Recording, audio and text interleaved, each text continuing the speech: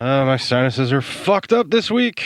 Word. Mine too. Fucking weather, man. It's just up and down and back and forth, and just I can't heal. They got all bloody and raw and shit. And now I think I have a sinus infection from that. I just can't fucking win. I would rather have a cold because at least it's over within 7 days. Yeah, right. I mean, if your nostrils are going to give you this much trouble, you should just keep doing cocaine. I never actually did cocaine. Pussy. Yes, drug shame me. I've never done cocaine either, so that's me being a real hypocritical asshole right there. Oh, so par for the course for you. Yeah, pretty much. All right, let's fucking do this. The following show will destroy your self-worth with excessive expletives, overtly descriptive sexual deviance, and more desperation for external validation than any so-called entertainment should ever be allowed.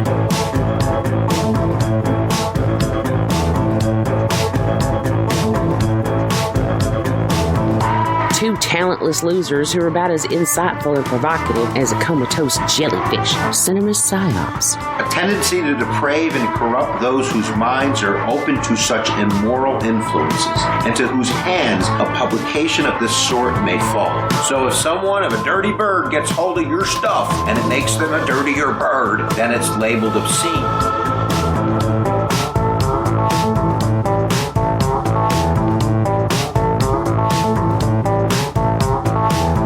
Encouraging the lowest, most base, and animalistic of desires to all who will listen. Because we, as a society, have decided that CinePsyOPs represents our base and vulgar impulses, and that acknowledging our use of it rattles our collective conscience.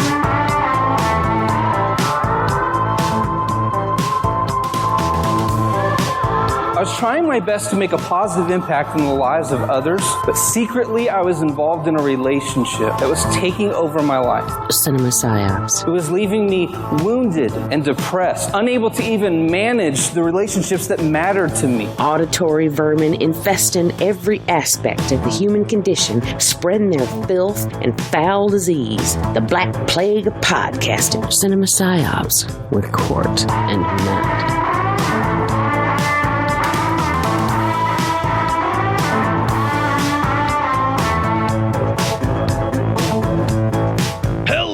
Welcome to the 236th episode of CinePsyOPs. That is 236 straight weeks of this stupid shit. It's so ridiculous. I'm pausing like Shatner, but it doesn't matter because Truncate Silent's taking that out. And a man who loves to pause as much as Shatner, if not more, is Matt. Hi. It's going to get taken out. How All are you're doing you? is wasting our time here in the studio. I know. Well, that's... I'm trying to talk over your pauses so they actually will be paused. That's my whole deal. Is I just wasting time in the studio. Just generally in life, you are wasting away the precious moments that you have left. Wow, I've never really thought about it that way. It's fucking pretty sweet. Well, Henry Rollins said it best. I think it was in the song Shine. No such thing as downtime. No such thing as spare time. No such thing as free time. All you get is lifetime. Live it. Yeah, but, you know, my idea of living life and Henry Rollins' idea of living life could be very different.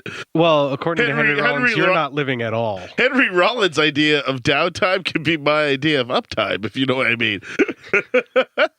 I'm pretty sure if he's not in front of an audience or learning something, yeah, his time is being wasted. See, and I feel like that's just a perfectly good time to get back to neutral. Figure out what you're going after.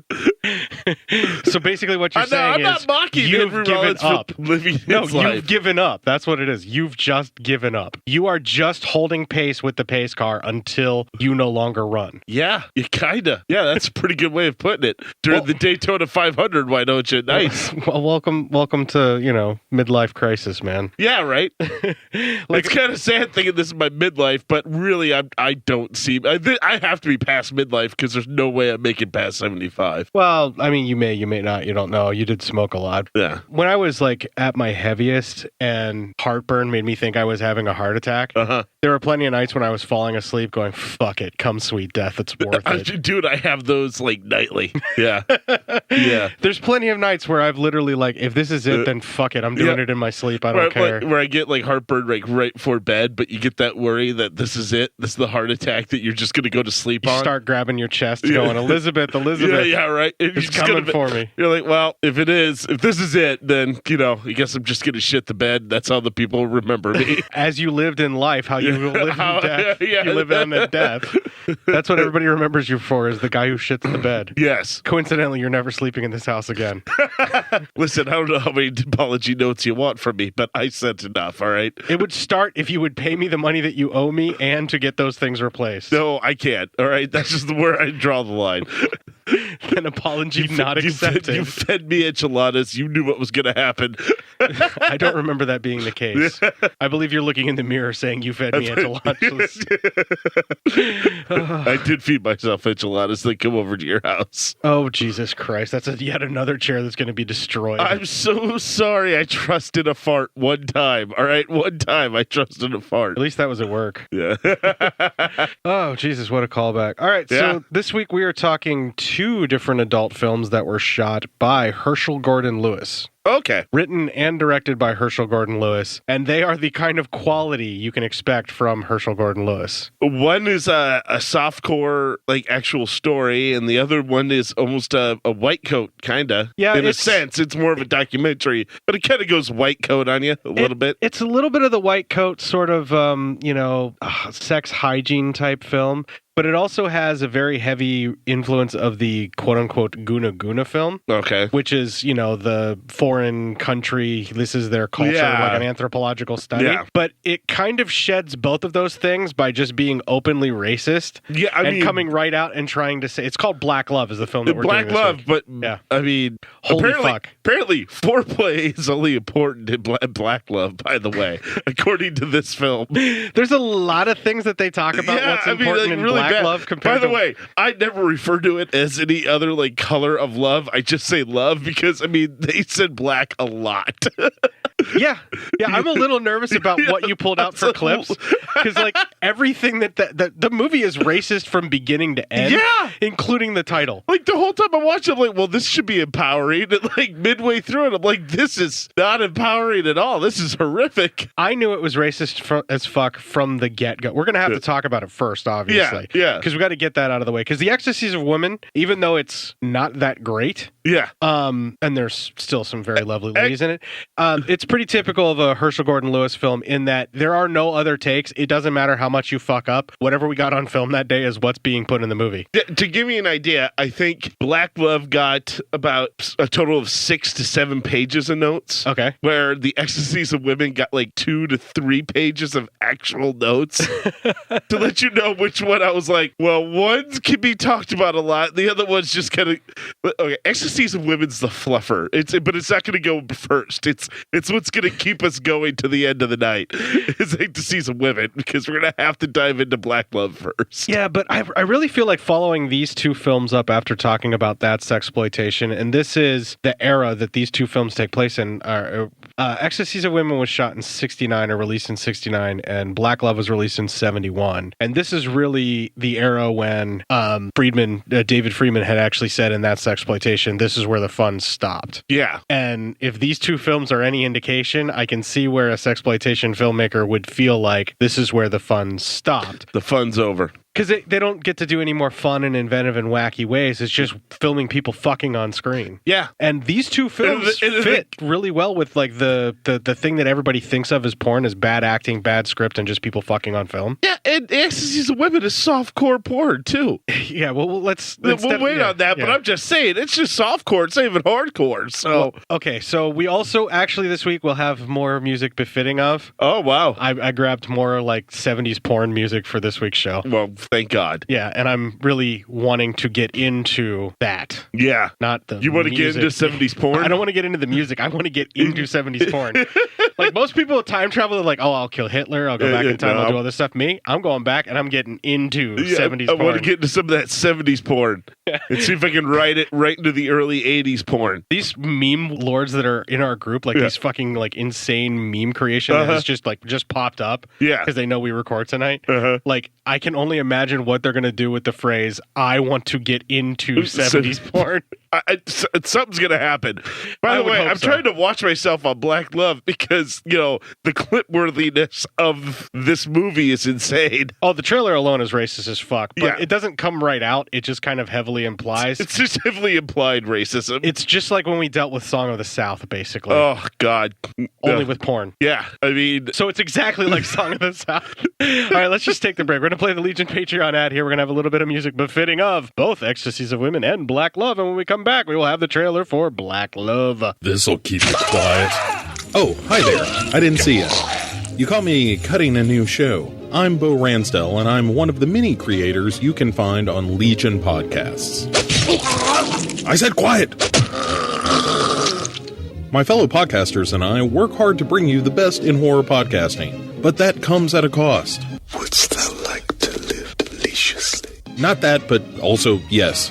No, what I'm getting at is that there are server costs, costs for good microphones and software for editing, all the things that make our shows, fun to listen to.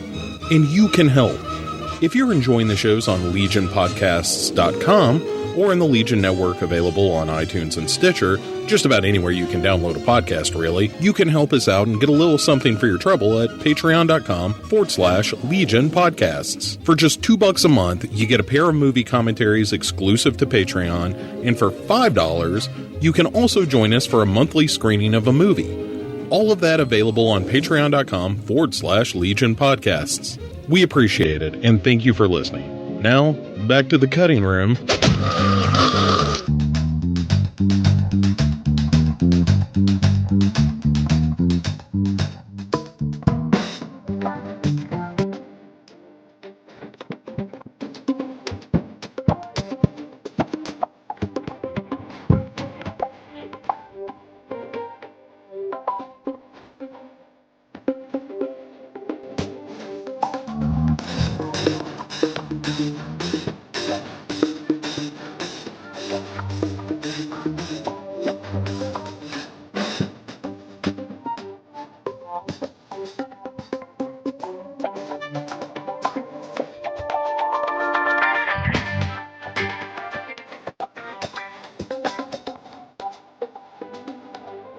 Oh yeah, I'm going to make sure the buns are real steamy for you, baby.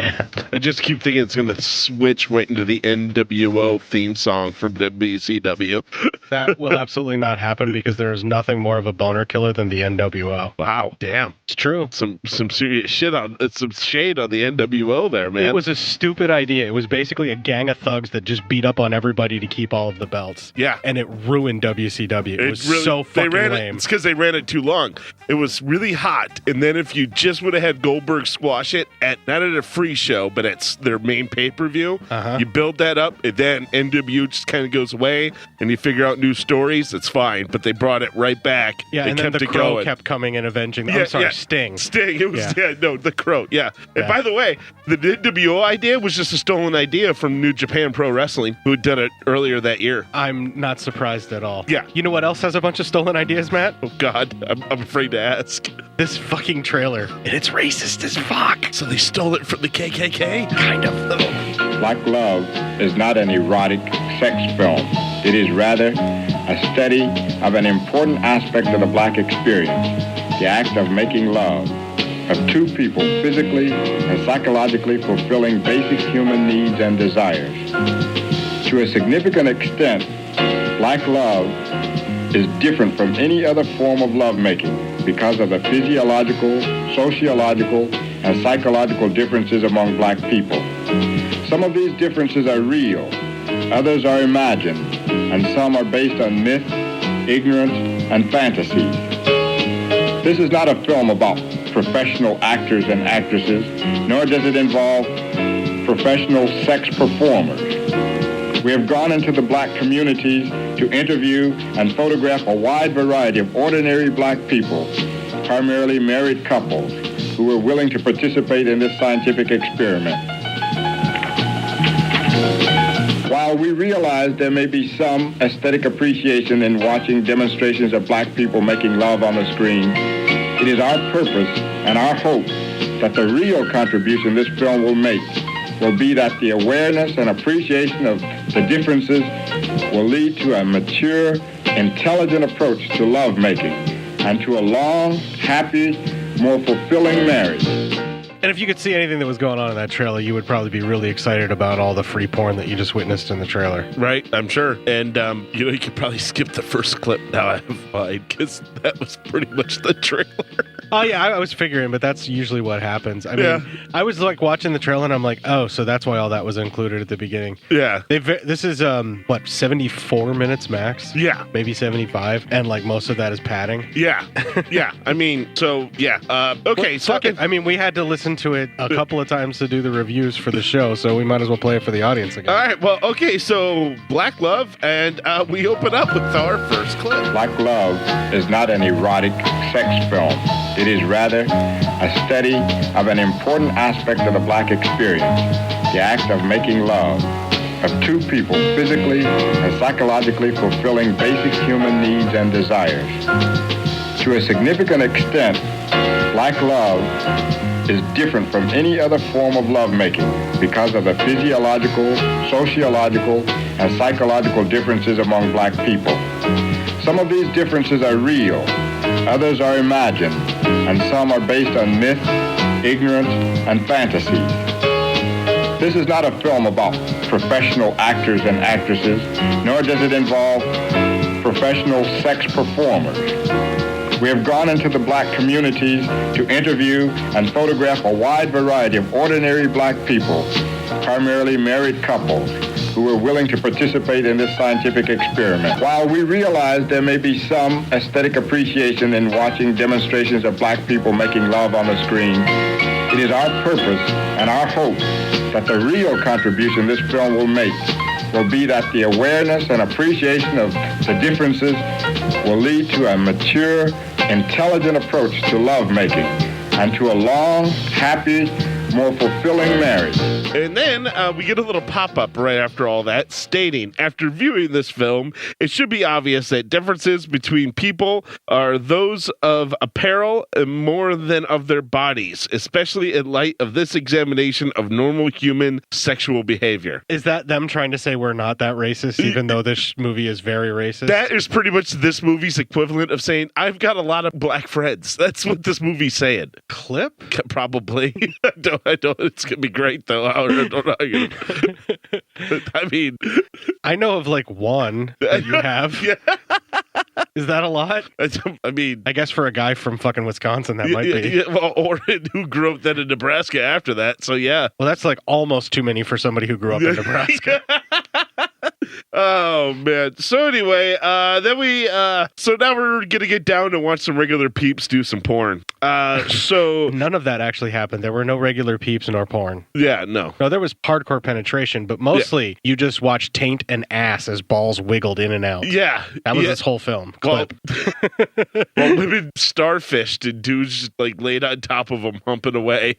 I mean, I was just like, wow, this is the lamest love I've ever seen in my life. Well, that's why this film is racist. Yeah, I know. I mean, nobody looked into it. The narrator states that children learn about love. By the way, every time I say love, know this. The narrator actually says black love. Actually, the narrator literally says black children in black communities learn about black love. Like, he is modifying as much as possible with the word black in this. Yeah. So just know that that word is probably the most used word in this movie. It's like a transitional phrase and some preposition and a bunch of other shit all mixed together. He uses it as a comma. That's for sure. Essentially, yes. Yeah. So they state that the children learn about love from watching the adults bone, pretty much. So I don't know what they're trying to imply about the black community with that, but I'm not comfortable with that. Kids just are constantly watching adults have sex. I mean, yes, but usually on fuzzy porn. Yeah, like the fuzzy fuzz times, or the internet. The internet now,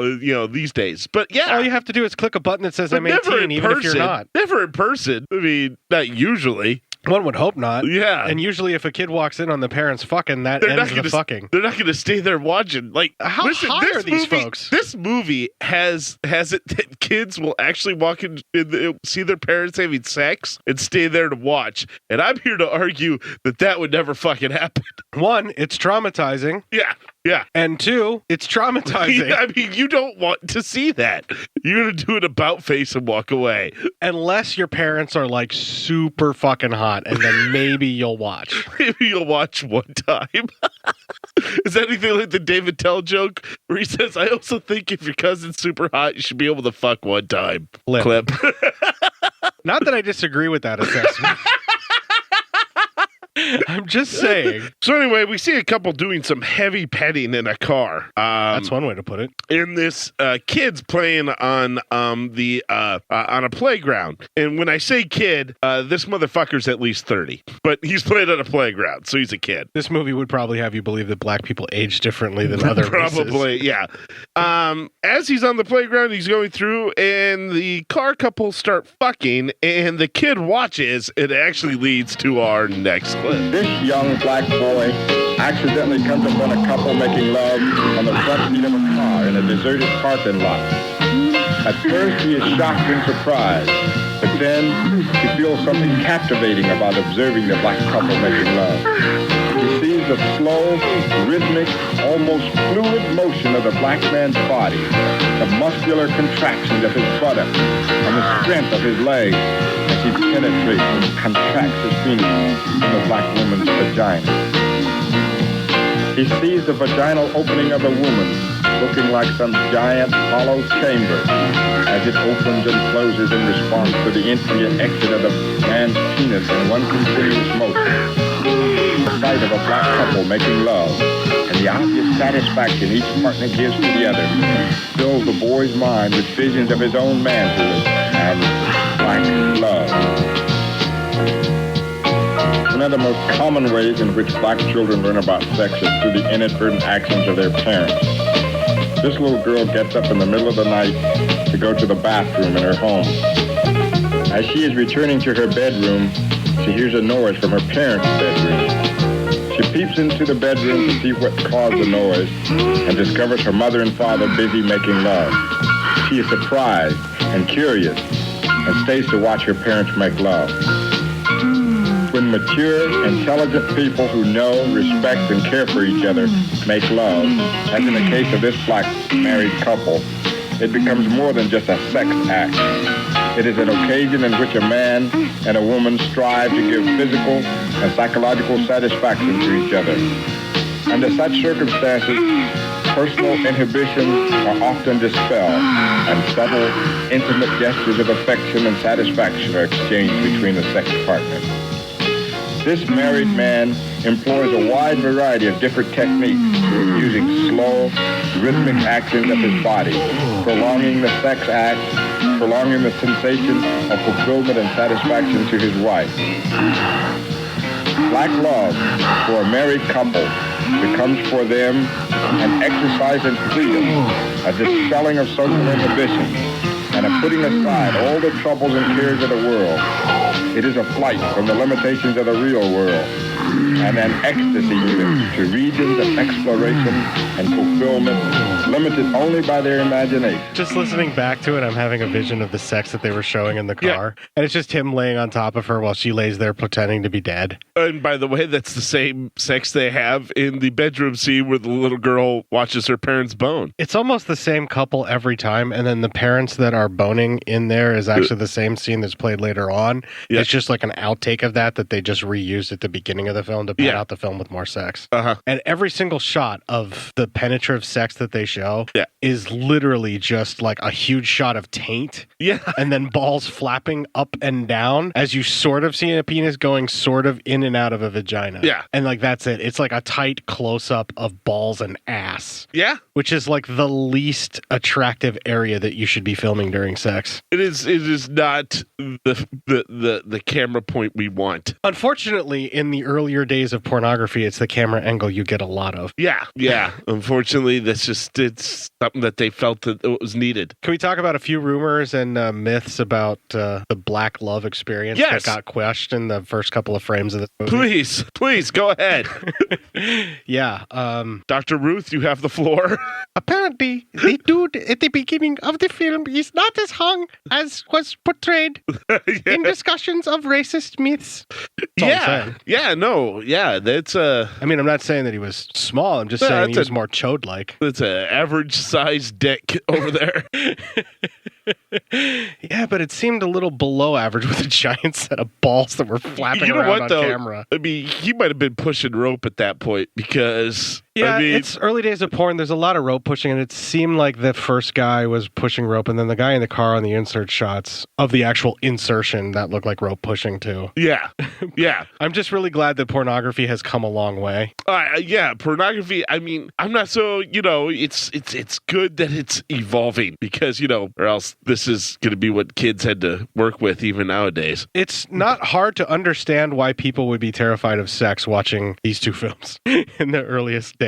It's like, it's like anybody could just be sitting there going, that's what I'm supposed to do? Yikes. Yeah, they don't make it appealing at all. No, I mean, none of the sex is very appealing, this entire thing. No, and we're just talking about the Black Love film as is. Yeah. That's why I'm feeling like they were purposely trying to do something nefarious with this, and it feels... Yeah, that's what I'm feels saying. like they're doing something untoward to make it this way, and it makes me uncomfortable just bringing it up. But I get what you're saying. None of the sex scenes are particularly sexy at all. No. And it just seems very forced yikes. It's the kind of sex that you would picture conservatives having. Yes. This is exactly it. Very joyless. This is very mechanical. If you watch Fox News, this is the kind of sex you have. Unless you're paying a prostitute. In which case, the prostitute is being paid to starfish for you. Yeah. Don't look at me. Okay, let's move on before we say something really horrible. I know. And cancel culture comes after us. Yeah, I know. I'm just like, let's just be cool. Everybody be cool. We're trying to critique the film. Film itself. All right, just the film. And how uncomfortable it made us to watch it. If you need anything, we believe the makers of this film were doing something very racist and not helping the actual black community at all. And considering that Herschell Gordon Lewis made this film and wrote it, it makes me extremely uncomfortable, and I have to deal with some things about Herschell Gordon Lewis that I didn't want to. Oh. Well, so sometimes it's not even about sex, and we find that out in our next clip. Sometimes a black child's discovery or awareness of sex is a quick and casual occurrence, not always involving an observation of sex or participation in the sex act. Here, a young black woman in an obviously poor neighborhood sits on the steps of her building enthusiastically reading a book. A young boy is walking down the street. As he passes the woman, he suddenly observes that in her enthusiasm for the book, the woman is unaware that she has spread her legs into a compromising position. She does not see the boy, and the continued enjoyment of the book causes her to unconsciously spread her legs further apart. The boy sees that she is not wearing panties. He observes with amazement the woman's hairy vaginal area, and for a moment, his mind is filled with adult notions of black love. It is not uncommon in the black community for a black child returning from an errand, like a trip to the store, to discover black love. What the fuck? Yeah. I mean, I'm not complaining about the vaginal shot that we got where the lady's spreading her legs, but pretty much he pretty much said, "Hey, beat a peeping Tom," not necessarily peeping Tom, because she's sitting on the stairs and apparently she's so into her book that she spread her legs and forgot to put on underwear, and so he notices it, so he takes a sneaky peek. It's gotta be a really good fucking book, and really has a good look. With the lady doesn't notice it, and she makes her legs go open even more. Yeah, and then she's reading her book a little bit more. He gets the fill of what he needed to see, and he continues on about his day. Yeah, he's not looking in a window that's out in the open, and he takes a look and appreciates it. All right. If I'm in that scenario, I'm looking too, and I'm not going to go freaky about it, because she's like right there with her legs wide open, sitting on the stairs. I want to know what book that was. That's got to be a good fucking book. It's called The King in Yellow. Oh. There's like a couple of like literary folks out there that just punched the air and got super excited. Yeah, because that's supposed to be a book that like caused some kind of weird degeneration and made people crazy and do crazy things. Okay, let's read it. So there you go. I'm in. I just watched the first season of True Detective. That's all you need. Same thing. All right, kind of. Anyway, we see a young girl now. She's walking down the street. She sees a couple through a window having sex. Now that is peeping Tom. Yeah, and but it's a girl doing it, so it's okay. I've even noted on here, wow, a lot of close-ups with this movie because we're once again at the ball sack taint camera angle. Yeah, and it's like male ass, ball sack, taint, and that's all you see. The narrator says the young girl observes what looks like they are fighting, but they're not mad. And that's how I have sex. It looks like we're fighting, but I'm not mad. No one's mad. I mean, there's some fists going flying around, but no one's actually mad. No one's mad. Then the narrator states that it is over, and the young girl observes the man removing an object from the woman, which it's his dick, but an object. Yeah, they tried to tell the story from the perspective of the young woman who is witnessing sex for the very first time. And I would say that it fails miserably at it, and racistly so. Yeah. Oh, God. I mean, this is so bad. The narrator now decides to talk about the people, and that is our next clip. Jesus Christ. The black man is a physical embodiment of male strength and beauty. The black woman is a symbolic mother of all downtrodden people. In life, the black man and the black woman each finds themselves on a perpetual turntable, going around and around, never seeming to be getting anywhere, never really appreciating their own strength and beauty for each other, never really knowing the real purpose for which they were created. Until the black man reaches for his black woman, and she, sensing his desires and needs as well as her own, begins to rise in response to his call. For an instant, she is defiant and rebelled, showing her independence and freedom, sometimes turning her back on her man. Nonetheless, tipping carefully, she goes to her man, and when they are together, they discover each other's sensual strength and beauty. That discovery is a basis for one of the most fundamental, the most exciting, and fulfilling of all human experiences, black love. And that's why I clipped that. I wasn't going to say any of that. Wow. Holy fuck. All right. In the time frame that this film was made in, this would seem relatively progressive. Yeah. But this entire film feels like the kind of dialogue that was in Get Out just before they tried to buy the man to be able to supplant his will and put their own brain in his head. Yeah. Like all the things that they say in this film feel like it could be dialogue straight out of Get Out. Yeah.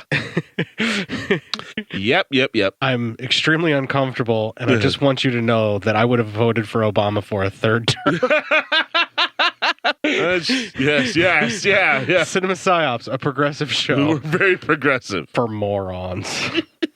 Oh, okay. Well, these two people are on a rotary stage, and it's spinning with the people, and they're nude, which was actually the most erotic thing that they did in the film, where they're getting up and they're posing and all of that kind of stuff. Like, because they're displaying their bodies, and then the dialogue that he does, where he's describing how every woman is the mother of all the downtrodden, and like.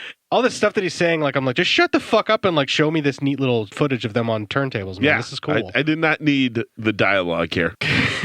It kind of ruins the dialogue kind of ruins this entire fucking movie. Well, yeah, but they had to do it in order to get away with the stuff that they were doing, because it's an educational film. Well, anyway, it turns red, they embrace, and then it cuts to a nightclub scene, a little dancing here and there, and that leads to our next clip. Oh, Christ. Thus far, we have looked at black love from the point of view of black children discovering and observing adults, particularly married people, as they sought to fulfill each other's needs and desires through the sex act.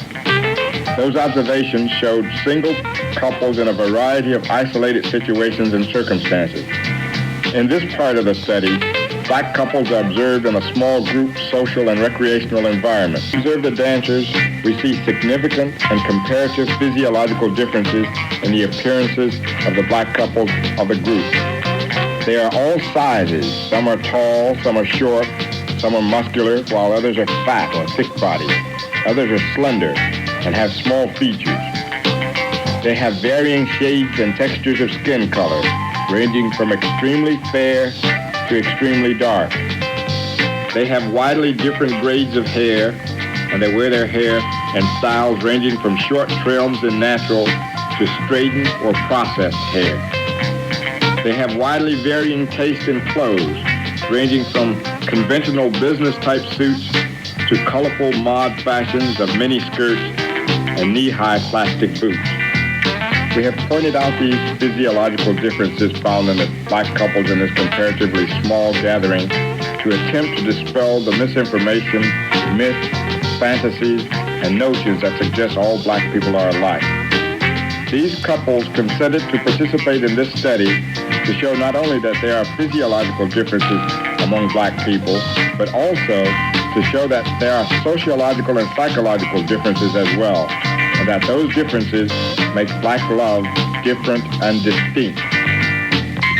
Prior to beginning this study, we were told by people of some authority that black people were inhibited in groups, that black people made love with the lights out, that black people felt a need to be induced by liquor before showing a willingness or a desire to participate in sex acts, that some black people turn to excessive sexual cravings out of frustrations and their inabilities to fulfill other basic needs, that notions of religion, morality, and social criticism so influenced a black person's attitude towards nudity and sex that they were often frustrated, depressed, and violent because they were unable to achieve social and physical satisfaction. Jesus fucking Christ. Yeah, I mean, during this, while he's talking, we have a lot of dancing, good old-fashioned fun being had by these people. Yeah, and he's trying to like point out that how, they obviously all don't look the same. No. Which is, quite frankly, the 1969 equivalent of I would have voted for Obama for a third term if I could. Pretty much. Like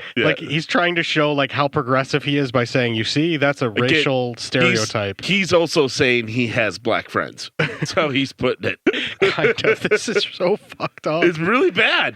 While they dance, he discusses their bodies. All of a sudden, everyone's topless. Yeah, thank you, movie. Yeah, thank you. And he states that all these people are also from different backgrounds and social statuses. Again, trying to be... Yeah, and they volunteered for this quote-unquote study, which is just literally like they got paid to dance naked to disco. Yeah. It's funny. You see some art like can't contain. They're like laughing to themselves hysterically while they're dancing topless. Yeah. Yeah. The first take is the take that gets used. That's all that's going to ever be with a Gordon Lewis film. Then it cuts just pure nude dancing. Everyone's just nude. Yeah, and you'll feel better and worse about yourself the whole way through that entire dancing scene. It's like, ha-ha, oh, ha-ha, oh. And then there's parts of you that are just looking at it going, oh my. Hello.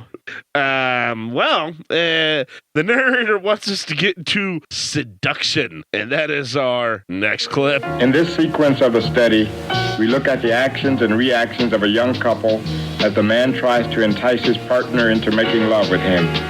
The girl is apparently home alone when the young man comes calling. The girl goes to the record player to play some music. While she is bending over, the young man sees her panties. He is sexually aroused and wonders what she would look like without panties. The camera lets you see what he imagines. When she returns to the sofa, note how he tries to caress her legs.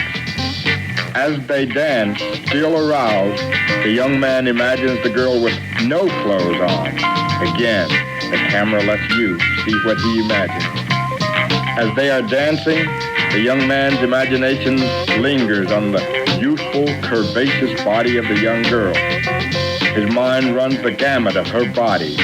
He sees her smooth, silky, brown-skinned body moving in time with the music. The dance movements emphasize for him the beautiful shape of her body. Every movement seems to suggest to him sex. This only adds to the sexual excitement building up inside him. Why does everything have to be modified with, like, the color of the skin? Why can't you just describe how beautiful she looks while dancing? And it was quite erotic to watch her dancing nude there. Yeah. But, like, the fucking narrator is ruining everything with talking about how he would have voted for Obama for, like, a third fucking term if he could. Did you ever notice how a lot of this is the man coercing the woman into having sex? Well, that's how sex works, Matt. No, Women have no desire until, like, the early 90s. Yeah, that's when desire... You had to work a woman woman into the mood just to you had get to it trick ready. her into it in some way, shape, or form. Like sometimes you had to dress up like her boyfriend and sneak into the mirror hallway, like in Revenge of the Nerds, in order to have sex. Like sometimes you just had to do that. No, you didn't. No one ever had to do that. All right, that's all wrong. That's rape. That's a lot of rape. This is what rape is. This is a raping. Well, isn't coercion pretty much, Yeah. like that's taking not taking no for an I would answer? say coercion.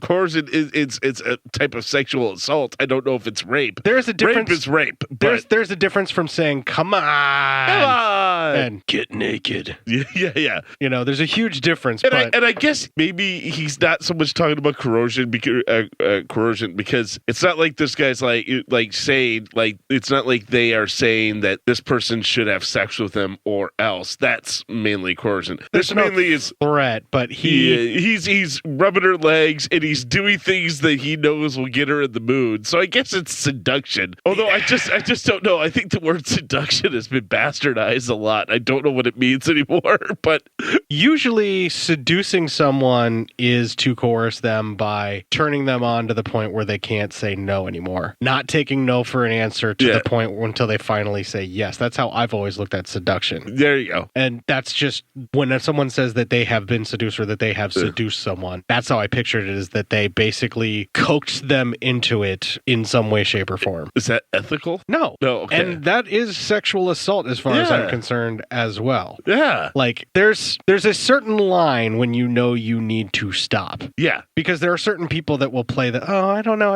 and be kind of coy, and that's kind of like a sexual play thing. Mm-hmm. But you need to know your partner before you can start going in that route. Yeah. Like if it's your first date and someone seems kind of awkward and shy about it and you keep pressing, we're talking borderline to very much sexual assault there. Yeah. I mean, what they're displaying here is a prevailing attitude that women need to be coerced in some way, shape, or form. They need to be really revved up to even want sex with a man. Well, yeah, which is like automatically trying to make it seem like all men are sex maniacs and all women are automatically prudes and are terrified of sex and have to be or even somehow coaxed into it. Or how about this? Even worse, at a more base of it, it makes all men seem like hunters and all women seem like prey. Well, that is the prevailing attitude of the 60s for, I mean, like you just listen to the fucking quote unquote love songs from that era. That's what it sounded like. Yeah, I mean, but holy fuck.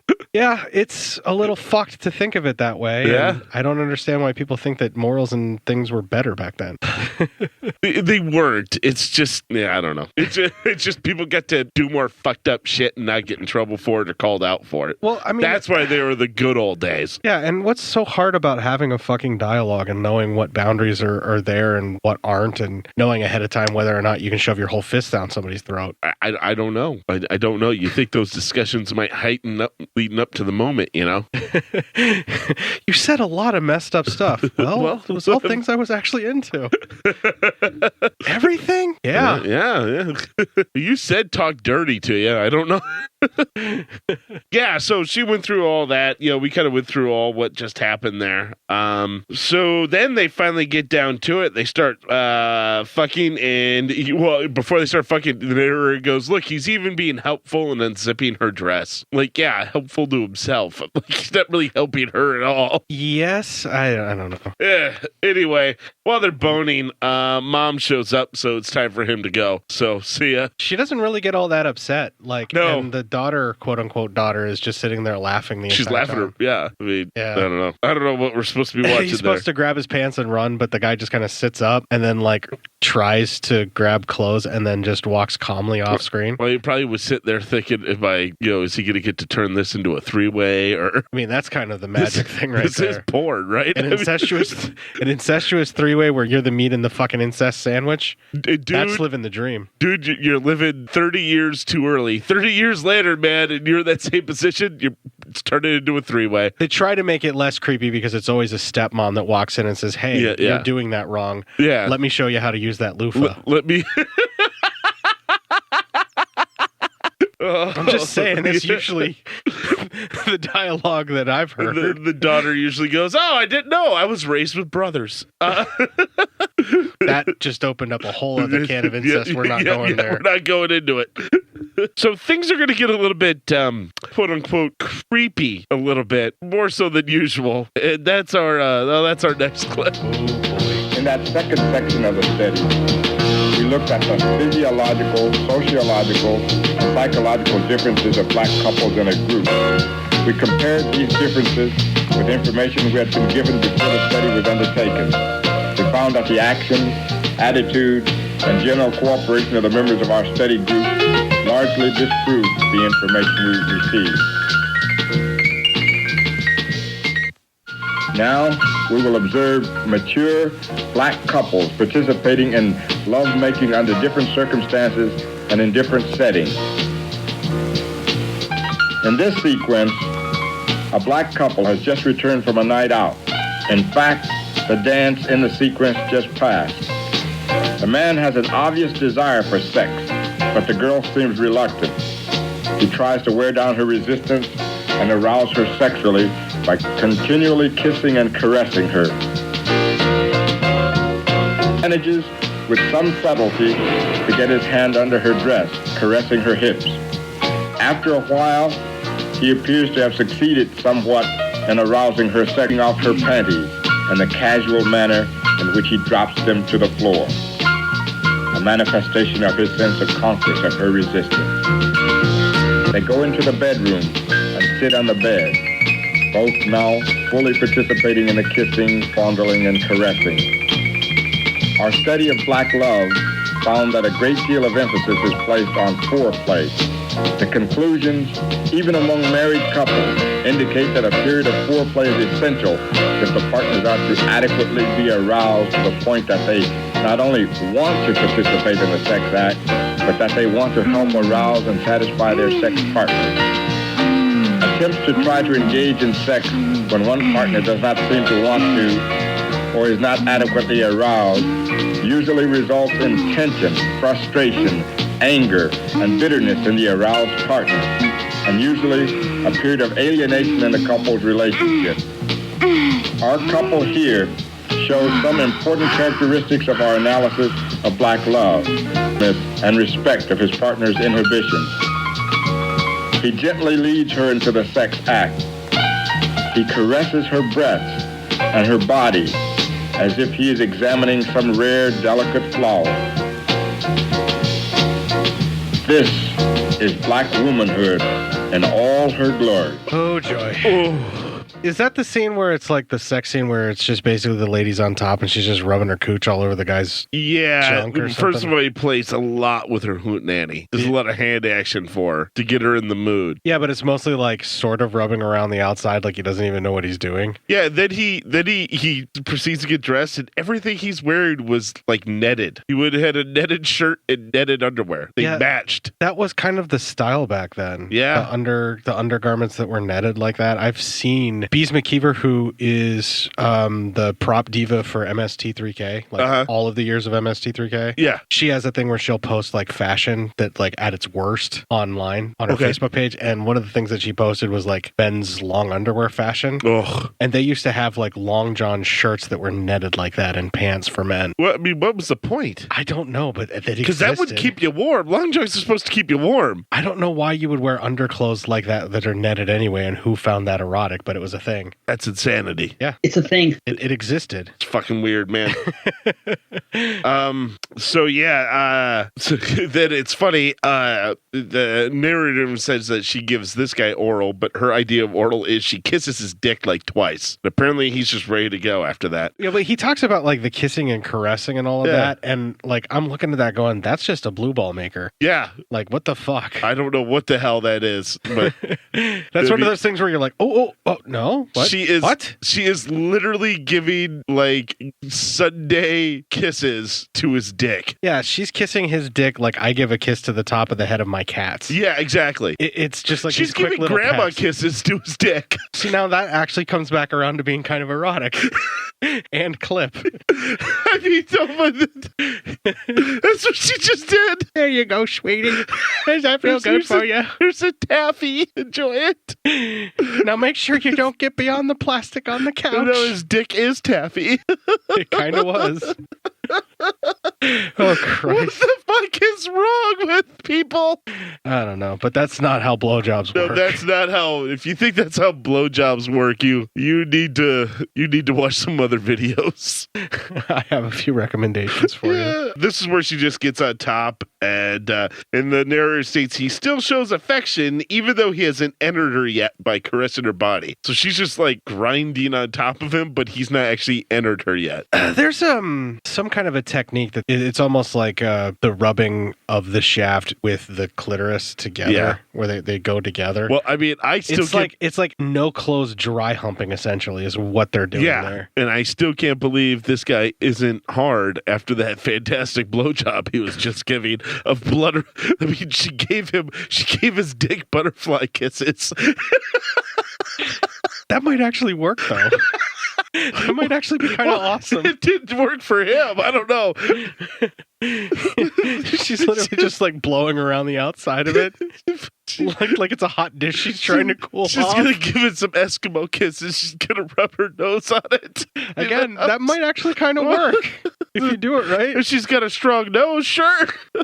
It's so awkward watching it's this. so fucking weird, dude. Yeah. Okay, so then the narrator talks about how couples like to change positions a lot to switch up body pressure, like if somebody's on the bottom, to help with penetration and for excitement. The dude finally gets hard, so now it's time to plow. Cut to a married couple, and that ends up being our final clip of Black Love. We observe a married couple late one evening in their home. The woman is busy sewing. The husband has fallen asleep after an obviously long, hard day at work and a hearty dinner. It is late. The wife tries to wake him to go to bed. He is in a deep sleep and apparently dreaming some pleasant dream, and therefore he resists her effort. Wife finally wakes him, and she goes off to the bathroom to prepare for bed. The husband rises, stretches, and in a typical masculine manner, caresses his sex organ. Sleep and dreams have a way of arousing and stimulating sexual desire, which can have a lingering effect. Finally, the husband goes off to bed. As he sits on the bed, his wife comes out of the bathroom in her nightgown, putting her hair up in rollers. The sight of his wife further stimulates the husband's desire for sex. He begins to caress her legs. At first, she seems reluctant, but gradually, she begins to accommodate her husband. They undress and get onto the bed. The wife, now obviously aroused too, begins to caress and kiss her husband's penis. She sucks his penis to help him achieve a quick erection. Many black people feel the wife or female sex partner should be willing to do anything to help her husband or sex partner become sufficiently aroused and to please him otherwise. And that the husband or male sex partner should not only be willing to do anything to please and satisfy his wife or sex partner, but that they should also reciprocate each other's actions. Reciprocating the sex partner's actions and efforts, they say, show mutual respect, affection, trust, and the mutual desire to please each other.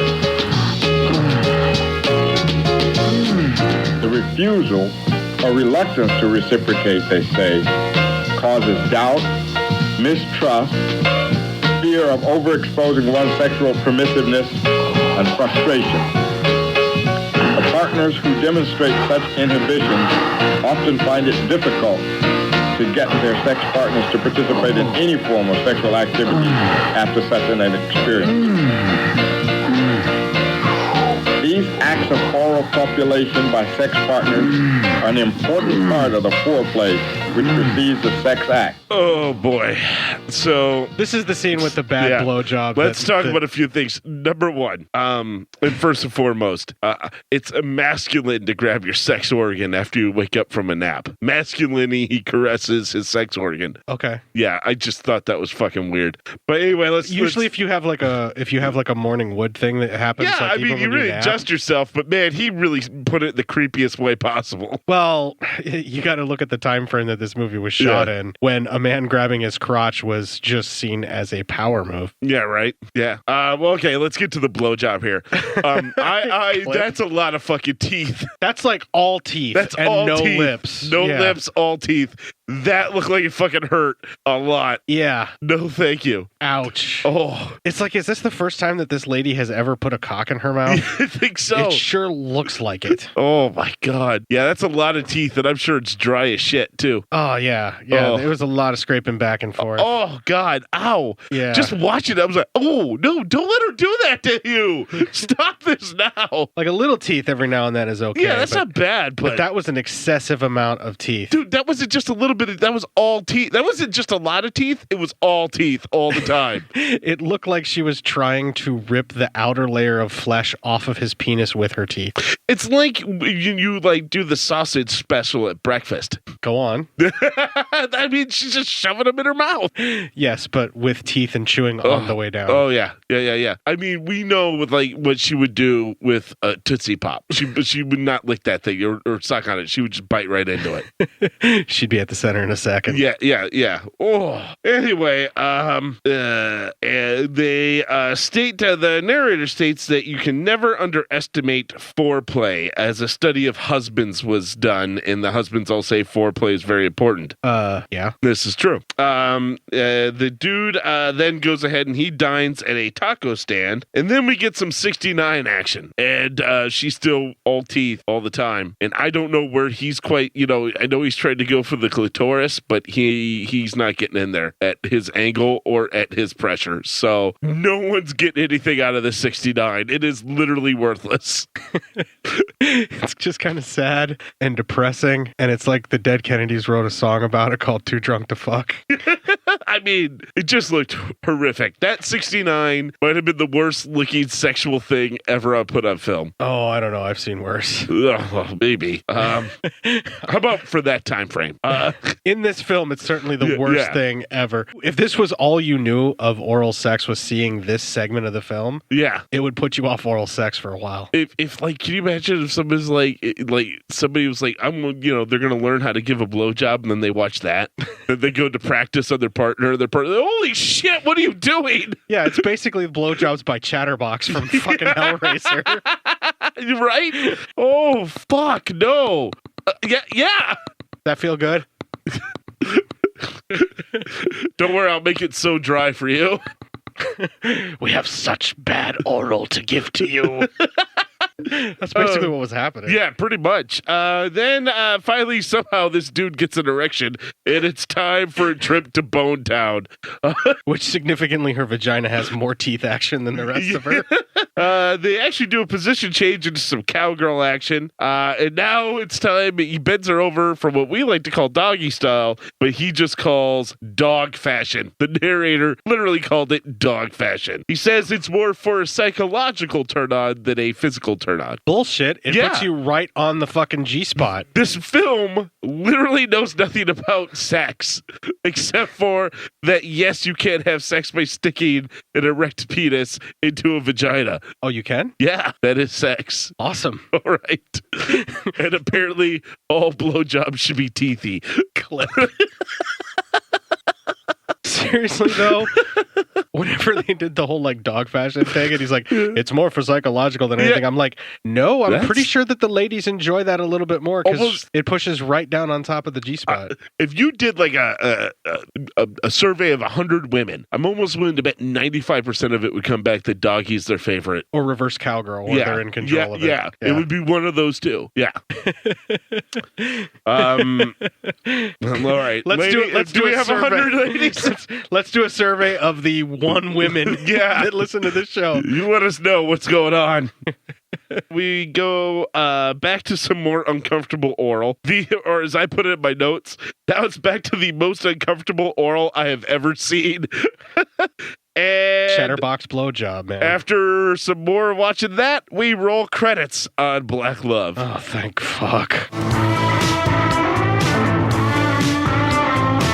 All right, we gave this film a lot of shit because it was really uncomfortable to watch with modern eyes, but as we were kind of discussing, for the time frame that it was shot in, this was a lot more sensitive to racial disparity. This is a lot like more, this is very progressive for its time. But it's like one of those, like, trying too hard to be progressive for its time, where it comes back around to, like, get out stage of liberal racisms. How about this? It's very progressive, but it's shit at actual sex talk. Yeah, there's just a whole bunch of stuff that's wrong. None of the sex advice or knowledge presented was very factual at all. Well, that's what early sexploitation hygiene films really were. The white coat type of shit that we're talking about. It's a good example of how it really doesn't teach you anything other than trying to scare you away from sex with toothy blowjobs and taint shots. Yeah, right? Yeah, and I'm nervous about having sex now. Well, it would be the only, like, third time you've done it. Ugh, I've never had sex. Not like they had in this film. Thank God. It was actually enjoyable for your sake, I hope. Yeah. All right, well, let's take another break here. We'll play a promo for another podcast. We'll have a little bit of music befitting of these porn flicks. And when we come back, we will cover Ecstasies of Women. Hey, Paul, do you like drinking beer, watching shitty movies, and listening to rockabilly music? Actually, no, I don't. Well, that's great, because neither do I. Are you going to tell people about our podcast? I guess. You see, Paul, our podcast is about two guys who don't really know each other and decided to do a podcast together. Yes, I know. What's your point? Well, actually, that's the show I started with my original co-host, Kristen, but she doesn't talk to me anymore. I think I know why. So should we tell people about our show? I mean, I guess. Well, the first half of the show, we usually talk about current events and things going on in our lives. We have lives? Well, I guess you do. But on the second half of the show, we do our nerdy news, which is usually talking about superhero movies, TV shows, and cartoons. Wait, this is a commercial, isn't it? Yup, it is, and we like to have the nice people out there check out twostrangersonePodcast.net. We're available on iTunes, the Stitcher app for Android devices, SoundCloud, and on the Google Play Store. So are you going to mention my other show, the Tsunami Faithful Podcast? No time for that, Paul. Actually, the show gets more listeners than this one does. Well, that's great. Let's get our numbers up and check out Two Strangers, One Podcast. Piece of shit. Don't be a stranger. Peace. We're out. Bye.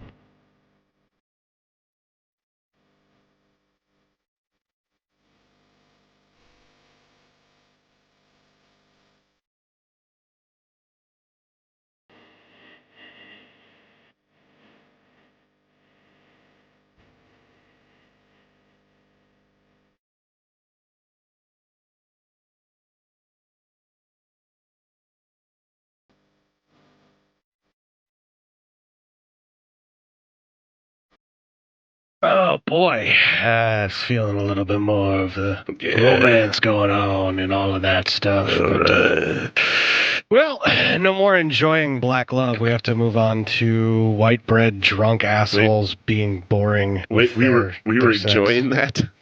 As close as you can enjoy a film like that, I suppose. Jeez. Nice. You know what it's time to enjoy now, though, Matt? What's that? This trailer. Oh, hi. My name is Harry. Glad you could drop in.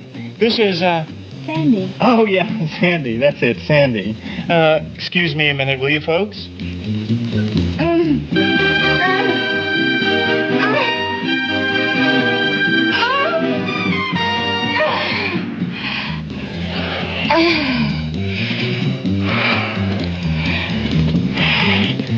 You see, this is why I invited you. This is what it's all about. The ecstasies of women.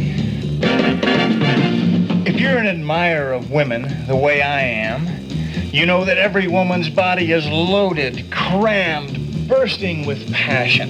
Isn't that right, Sandy? I'm not Sandy. I'm Philomena. Let me have that big hunk of manhood, lover. Would you believe that she's only 15 years old? Why, I've got a bottle of scotch that's older than she is. She has a tighter cork, too. She's smoother. No morning aftertaste. But oh, what a hangover. Excuse me.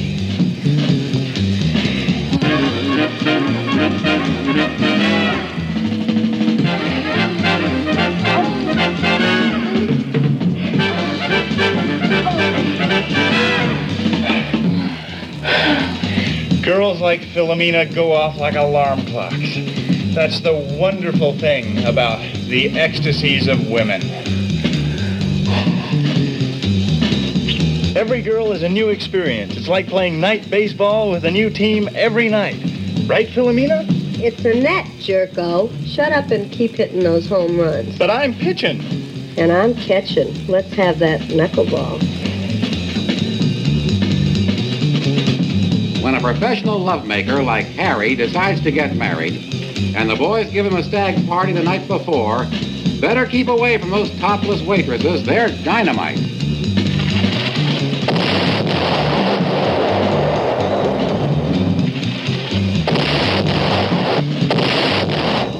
Harry owns a car and a boat. Yep, that too. Why should Harry get married when he's sitting on top of the world? So when a sweet and beautiful girl named Summer drops this problem in his lap,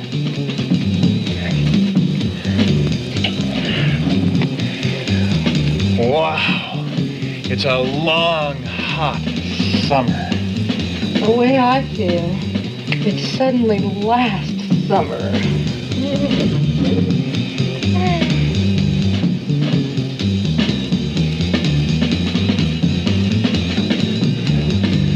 The way I'm going, I may break the record for the most pitches, especially those high, hard ones.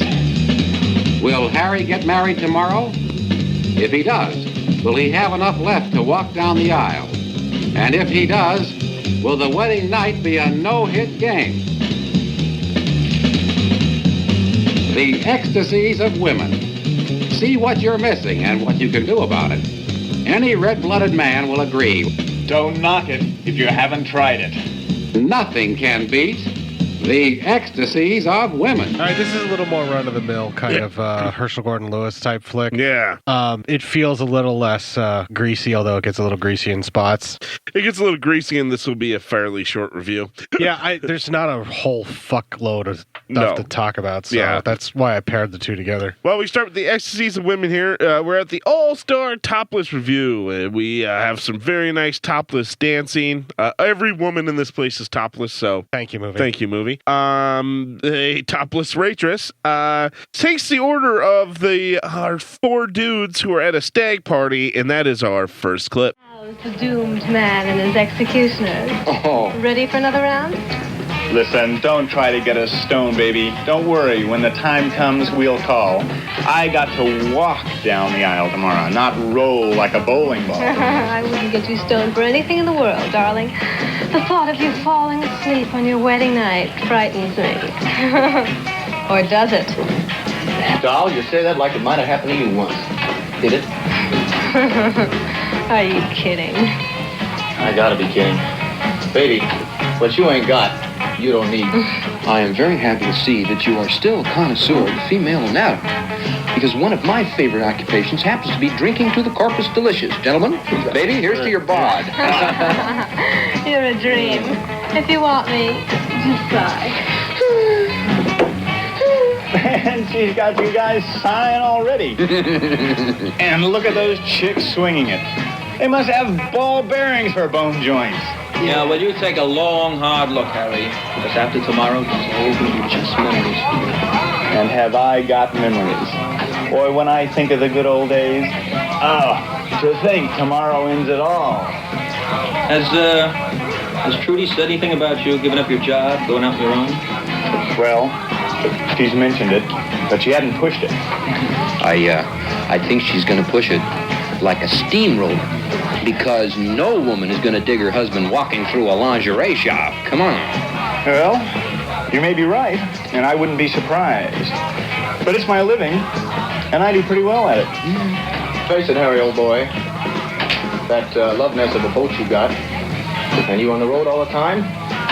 Trudy's mind can run wild. You and Trudy going to live on the boat? Well, we haven't really gone into it. I discussed it with Trudy once, and she said we got plenty of time to think about that. I'm sure we'll try it for a while. Don't get me wrong, it's a beautiful boat, but how many people really dig living on one? Well, we got to live on it for a while. Then, if she doesn't like the water, I'll have to sell it. But many beautiful memories will go with it. Memories. Beautiful memories. And that is extremely typical dialogue for Herschell Gordon Lewis. Basically blathering on, and it feels kind of dull. But yeah, there's little things linked in there and some story that's being told. They have a few jokes that don't quite hit for me here, but... Right? They have no jokes to hit for me here. Yeah. Well, the jokes stuff is actually coming up a little bit later that I actually found kind of funny. All right. Well, anyway, I noted down, I go, like, should there be way more communication between the soon-to-be married couple? They have no idea what they're going to do to live. Is he supposed to quit his job? There's a lot of shit in the air for getting married, the next day. Yeah. It's... Just saying, it's already not looking good. So anyway, we do a Wayne's World flashback. And homeboy, he walks up to a lady, and they're in a bar, and they talk about life, and they drink and continue to drink. This is all very healthy. Here we see the white bread world of drinking your feelings away is a prelude to sexual feelings. The man must keep drinking so he doesn't feel feelings, while the woman drinks to try to make the man open up about his feelings. The woman continues to drink until she is so obliterated she doesn't care if his penis goes in her or not. The man continues to drink so he doesn't care if he's pushing rope or not. When he drinks that much, he will in fact be pushing rope. Yes. Well, anyway, they're talking. She came out there for a vacation, tried to become a model. They talk about the skin pics and all that. And he talks about how he's actually from Intercourse, PA, which is right next to Paradise, PA. Is true? Is this real? Yes. Yeah. But I found it funny because they start talking about actual names of cities. Yeah. And they have some kind of sexual overtones to them. Uh-huh. And everybody in the film is from some type of town somewhere that has a sexual overtone to it. Yeah. And I found that funny. Yeah, that's actually, that's smart. But that's not something like, that's not the lines they're saying about the bachelor party or anything. So No, but that, like I said, there's a few things in the film that I found funny, and that was some of the main stuff. Yeah, that was kind of cool. They then go, of course, for a drive around the beach. When he says he has had a great night with her, it's the middle of the day. Anyway, it's the middle of the day, and they go for a drunk driving row around the beach. It was the 60s, man. It's fine. Yeah, in our next clip. You know, Annette, the boys think I'm crazy because I like to drive along the beach for hours, or just sit and watch the surf. But I find it very relaxing. I don't think it's crazy. It shows that you do have a serious side. Maybe they prefer that you tell jokes. I guess when a bunch of men get together, they just don't want to be serious. I think you hit it on the head. I enjoy a good laugh, and I think everybody should. But I also want to be serious, and I really enjoy being with someone who feels the same way. I think that's why I've enjoyed myself so much tonight. Annette, you're a sweet girl. I wonder how many times you've heard that. I'd be lying if I said I never did, but I enjoy hearing it from you. It's still a big deal. What? Driving drunk. Not in the 60s. Yeah, but dude, come on. Just because it's a big deal. Yes, it's wrong now, but back then they just ha-ha, hoo-hoo. It's still wrong back then. They just overlooked it. Society-wise, if you got pulled over and were hammered, the cops would make a bunch of jokes about it. They'd laugh at you, and then they'd send you right back on your way. Like Otis Town drunk, Mayberry type thing. Yeah, you were just a sad, pathetic piece of shit who drank and drive. That wasn't a big deal back then to anybody. anybody. Fuck. It wasn't until a bunch of mothers got mad about their babies being run over by drunk drivers that it became socially stigmatized to kill people while driving drunk. Otherwise, you were just a lousy fucking loser piece of You're shit. just that a everybody lousy could laugh driver. at. Yeah, that everybody could just laugh at. Exactly. It's fucked up shit, man. Anyway, they make out and then head to the houseboat. She doesn't want to wrinkle her dress, so she goes to put on some lingerie samples. She doesn't want to wrinkle her dress because he is pawing at her like he owns her. Yes. And she wants to at least save her dress from his sexual assault. Oh, God. I've never heard something more accurately put.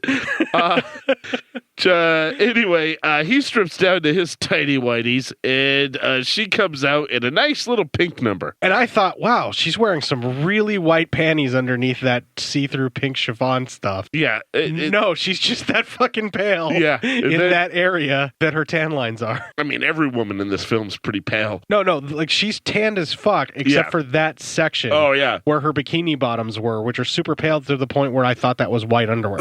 So anyway, and then after a while, we let them fuck. It's the weirdest lovemaking ever. At one point, they are laid side by side with almost like, you know, like when you see those like old movies, like at a school dance and the nun's there and she has the ruler and she's like, you have to be that far apart from one another when you're dancing. Yeah. And they have to go legs, arms extended, that type of shit. Yeah. That's what their lovemaking was at one point. They were both moaning and neither one was barely touching one another except for like their arms. The worst part about this is the lady would lay down, like all the sex scenes with this guy, because it's all the same actor. Yeah. The lady would lay down, her beautiful body would be on display for just a few moments, and we would all get to really, really enjoy it. And then his giant pimply ass would just come in and block everything that you're able to see. Yes. And then you see nothing but his giant pimply ass and all the ingrown hairs up and down his fucking leg. No. The Blu-ray of this made it that much worse. Oh, yeah. It was painful, Matt. Now, if you guys want to know why this is going to be a very short review, every sex scene was the same as what we just went over. Yeah, it's exactly the same. The only thing that changes is the woman. Yeah, so from here on out, everything else is the same. From here on out, we will critique only up to that point and then say, and then the same sex scene happens again. And then we'll throw some praise under the woman being nude, and then we'll go. Yeah.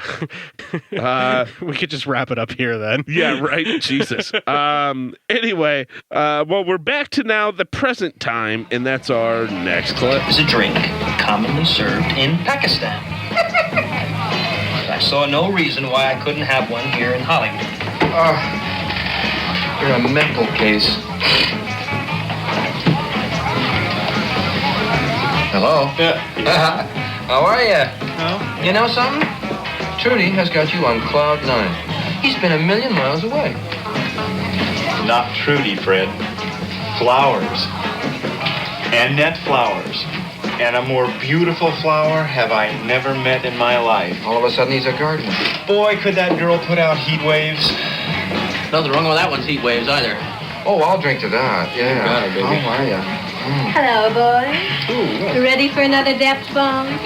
Right you are, pussycats. Let's have another round. The name's Kitty Fred, not Pussycat. No offense. Don't make waves. I'm just pushing your leg. Okay. Oh, listen. What are the chances of getting the young dancer chick to come down and sit with us after her number? Kind of liven up the party for us a little. Well, I'd have to ask the boss. But I think he'd probably go along with it, seeing as how your friend's getting married tomorrow. I'll go see. Groovy. You're a good sport. That's the story of my life. Good sport, Kitty.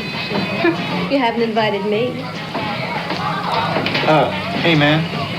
The drinks have to be ordered in secret. You could use some kind of code. Well, Kitty and me have a little thing going. Yes. But you wouldn't be interested in that because tomorrow's your big day. Now, wait.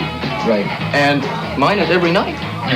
Gene, don't make any dates for tonight. This is Fred's night. And you stick with him right to the bitter end. I'm Fred. He's Harry. Okay? This is Harry's night. Harry's night. And we stick with him to the bitter end. You got it. We are gentlemen in the presence of an awesome event. A gentleman knight is stabling his horse and retiring himself from the field of battle, and we must maintain the quorum of the round table until the bitter end. Right? Here, Fred. Fred, you make it sound as if the chase and the conquest of beautiful maidens, some kind of noble avocation. Yeah. Well, isn't it really? I mean, it's not as hard as working for a living, but it has its perils. Oh, Fraught. Oh, I want to tell you about disastrous experiences. Well, I've had some awfully delightful experiences, too, come to think of it. But now, wait a minute. Old Harry here is ready to get married, right? He's going to do it. But me? I got a lot of wild oats I'm going to sow, and I'd sure as hell rather sow them before I got married than after, you know. Makes you a good boy. Yeah, not round table Summer, none. my friends will introduce themselves. Boys, this is Summer Friends. Hello. What can I get you? I'm in love. A tall Tom Collins, I simply have to call. I am Gene. And that is Fred. Hooray. And Ted. And this here is our guest of honor, good old Harry. Right here. Pleased to meet you. I'm so tickled to meet you. Honest, I can't tell you. It's just, you're great. There's nothing I like better than a properly tickled girl. Properly tickled. Tickled.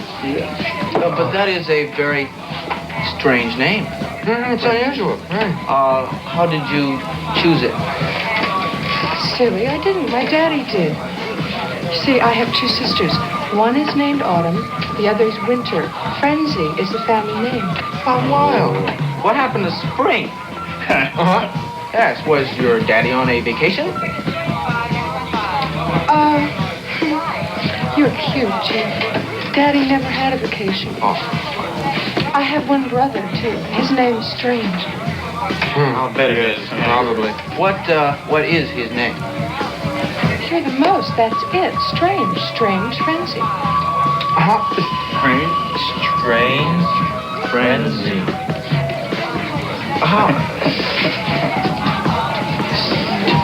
I bet your father was a teeny bit confused when your brother was born. I'll bet he was. Not really. He sort of planned another girl, and he was really surprised when Mom had a boy. But he saw nothing strange about Strange. No, of course not. That's cool. Here you are, honey. Aren't they sweet fellows? Oh, they are nice, Kitty. And they have a wonderful sense of humor. I think your dad had a wonderful sense of humor. He sounds very much like a perfume manufacturer to me. Yeah. What does he do for a living? Daddy's a honey dipper. A honey dipper? A honey dipper? What's a honey dipper? What the hell is a honey dipper, honey? Well, you see, I'm from Climax. She's from Summer. This is not a sex education course. We're all from the same place, really. Yeah. Really? Right. I think being from Climax is wonderful. Okay. I know how it sounded, but that really, it's not the way I meant it. I'm from Climax, Arizona. It's a state. That's the town where I was born. You see, it's a farming area. Daddy's the honey dipper. There's still outdoor plumbing in some areas. And they don't have yet those indoor things. He services those outdoor water closets.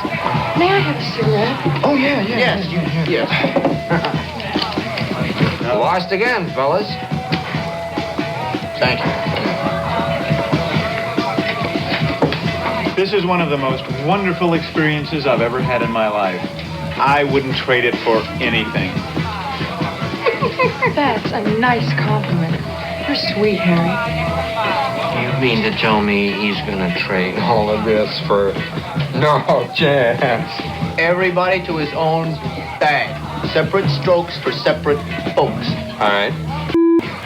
Don't talk about her like that. Did I just hear a derogatory term towards homosexuals there at the end of that clip? That might have been. I don't know. Like the So did you just set the recorder and just walk away from this clip? No. I felt like everything actually like kind of zoomed in with this clip about meeting that girl who becomes someone important throughout the flick and all that shit. Yeah. And they talk about kind of like their past. Also, I really wanted to talk about the most important part of this clip when the waitress is giving him hell. She's like, "I'm just pushing your leg." So I'm just pulling your leg? It's a flub line. There's a lot of flub lines that people just move on. All right, people just move on. Gotcha. Yeah, like during the introductions, one of the characters introduces somebody as his own character name, and everybody laughs about it after they correct him. And I think that might have been that clip. Yeah, it was in that clip because then they don't know it's Harry's big night. Yeah. Yeah, it was. Were they actually drunk while doing this, you think? No, nobody that's actually drunk acts like that. That's just people pretending to be drunk that aren't drunk. Yeah, no one actually talks like how that guy. By the way, they keep talking also about how it's so early in the night. Man, they are all fucking bombed already. Yeah, it's supposed to be a fucking bachelor party. Yeah, that's way too early to be bombed. Whatever. Maybe, but, it is what it is. All right, well, we do another little Wayne's World flashback. Doodle-doo, and we are now at the beach, and a woman walks up to our main man here while he's kind of getting a suntan, and she wants the paper he has right next to him, the newspaper.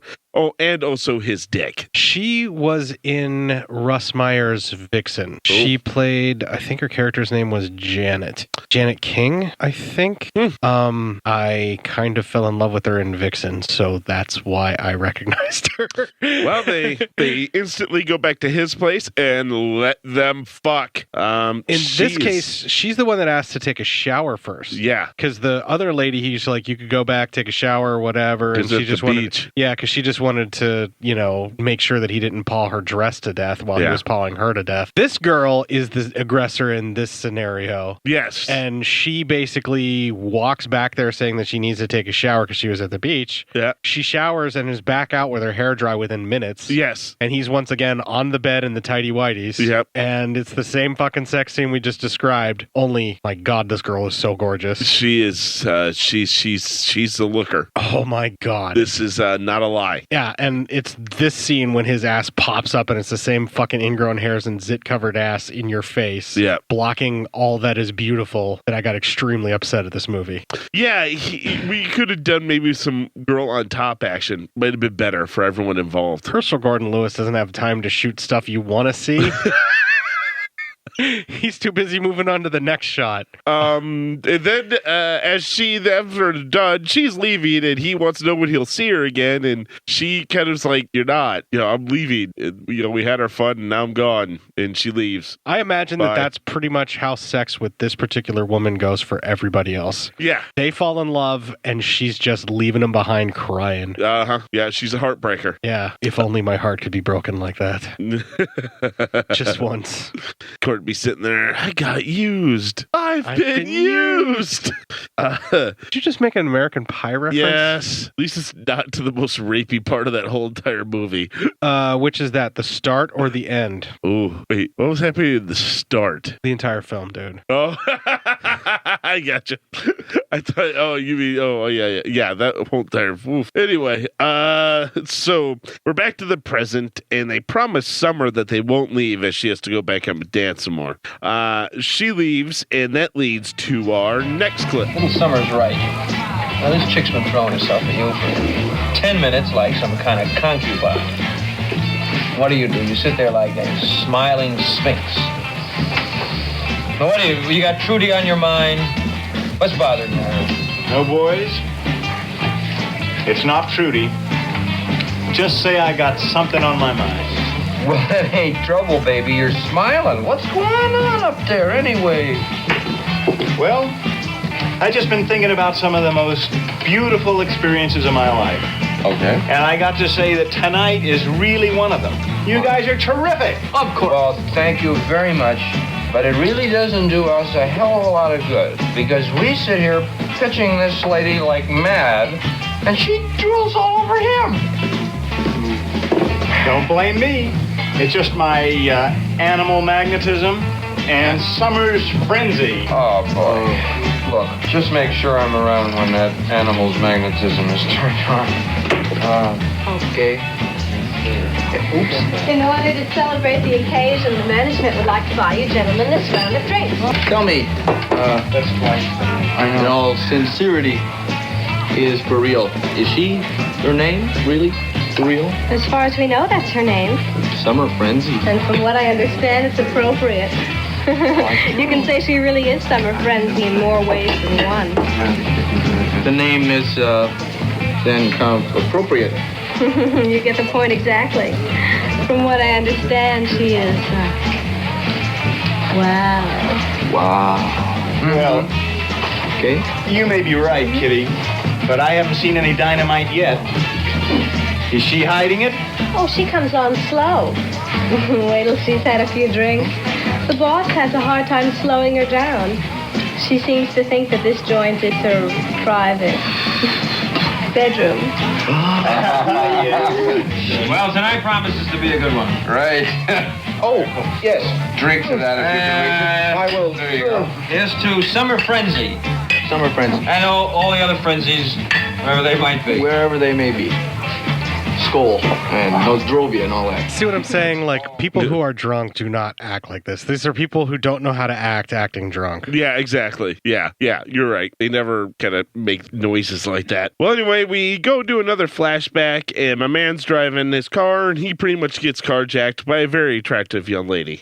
She tells him that she's 20 and all grown up, so, we're all cool there. Yeah, did you hear the trailer? Yeah. Not that cool. Not that cool. Listen, we're going to get in some really weird, creepy territory, all right? So if you haven't been able to handle pretty much the beginning of this show or all the way up to this point, just fucking turn it off now, because this is going to get real fucking creepy real fucking quick with this girl, all right? And in the trailer, they just flat out tell you she's 15 the whole time. Oh, yeah. Okay, it's going to get creepy, so let's strap in, folks. AKA, this is when Matt started really enjoying the film. Oh, dude, no. Oh, ew. No, I can't. No, that's gross. Rip the baby out of the womb of the mother. Yeah, like that. Yeah. Anyway, they stop at a lookout point, and that is our next clip. Never in my life has a beautiful dream like you just popped into my car. I've seen it in car rental commercials, but it's never happened to me. I acted on the spur of the moment. I had to do something, and I did it. Let's not talk about why I did it. Not now. Have it your own way. You can tell me your name, can't you? Philomena. Everyone calls me Phil. Hi, Phil. I'm Harry. You're a very pretty girl, Phil. I feel very flattered. You men have the corniest lines. Try to be different. I'm trying to be honest, Phil, not different. You may not want to talk about it, but it might help. If you tell me why you selected me. I didn't give it a thought. I saw you there and I walked right up. I just had to do something. Are you in some kind of trouble, Phil? What the hell did I run into? A charitable organization or something? Look, I don't want any help. Look, Phil, let's understand each other. You may be in trouble, and that's your business, but I don't want to get into trouble. You make trying to help sound like a crime. If you're mad at the world, great, but just don't take it out on me. I'm sorry, Harry. You're right, I do have loads on my mind, but I don't want to talk about that now. Can't we have a little peace, contentment? Without even trying, Phil. Without even trying. Your skin is as soft as a baby's behind. We're back to that stuff again? Do you have a fetish about babies? No. I'm talking about a beautiful girl with a beautiful complexion. It's a compliment when I say your skin doesn't look as though it's been around for 20 years. Would it make you feel any better if I told you I just got out of a juvenile detention home? Make me feel better? Are you kidding? I'd run like hell. There are a lot of things I need, but a statutory charge is not one of them. I better take you home now. Boy, did that get you going. Don't worry, I'm only kidding. I wouldn't have missed that reaction for the world.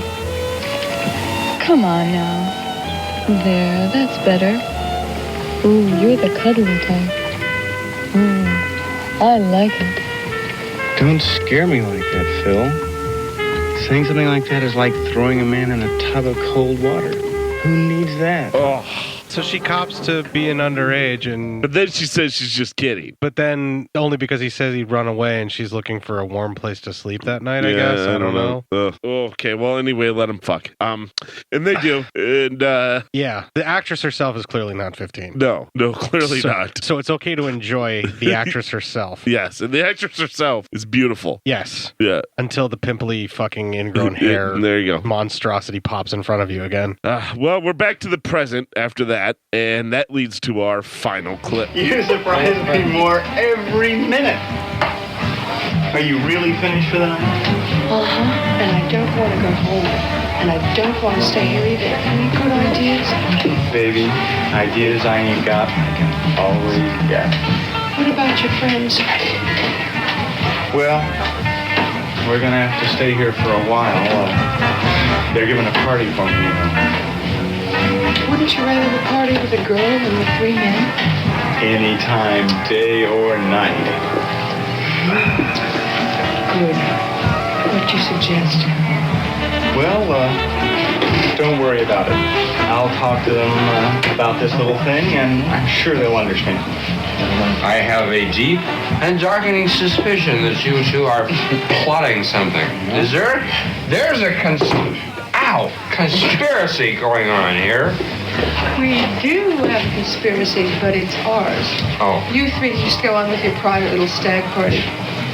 That's a bummer. I'll be off in half an hour. Is there any room at this party for tired or waitress? Oh, thou is not tired or old, and thou dost not look either. And you can park your car in my garage any time. It's a proposition I've had all day. And believe me, I've had some. But honestly, 30 minutes more and we can really swing. Well, that's just great. Now, what's Fred and I gonna... We can always be lookouts. Yeah. Do you still have that Polaroid in your trunk? Listen, boys, listen. I'll get some girls to join us. Don't worry. That sounds nice. Farewell, stag party. Welcome, orgy. I'm not promising you an orgy, but the girls are swingers. What gives will give. It's all up to you.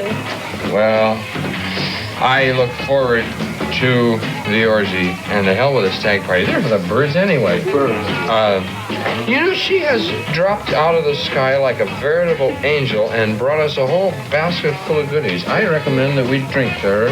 Right. How are you? Here's to Kitty, queen of all the stag parties. Queen of... May long be her reign. And snow and lightning and thunder. You've lifted my morale. Listen, if you need me, call, but I've got some other tables to work on now. Okay, bye. Hurry. Be right back.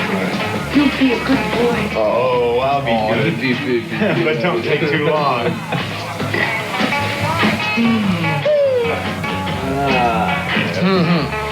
Looks like it's going to be a good one tonight. It's a little early. It's a little early now, but the night looks very promising. It sure as hell does, boy. But you know something? We gotta act fast because those chicks are gonna be back here like that, and what are we gonna do? Sit around here until closing? Oh, no, that's out. It's a long time till closing, and we got a big day tomorrow. There's gonna be a lot of drinking after the wedding, so we overdo it tonight. Right. Gene's right. Even without the big day tomorrow, there's no point in getting loaded. Let's go over to my boat. I got plenty of booze and music and everything. Without any further consideration, I think we ought to adjourn to the floating brothel without delay. Right. Count me in. But, who's going to make the suggestions to the broads? Yeah. You can't just walk up and say, let's go to Harry's floating ballroom. I got an idea. I'll talk to Summer on the side. She'll talk to the other girls and get them to agree to it. That's always the best way to handle it. Good idea. Well, a guy makes a suggestion like that to a broad, and she gets all salty right off the bat. But another gal makes a suggestion, gets all in fun, she'll buy it. Right? What are you worried about? You're already set up with Kitty. It's Fred and yours truly here that have to do the worry. We'll wind up with a couple of village pigs. Or each other. Look, when Kitty comes back with the drinks, I'll have a chance to talk to Summer. And you guys will have a chance to check out your girls. Harry, this would be one hell of a night for old Trudy to drop in. Forget it. She and her mother will be busy with the arrangements for tomorrow.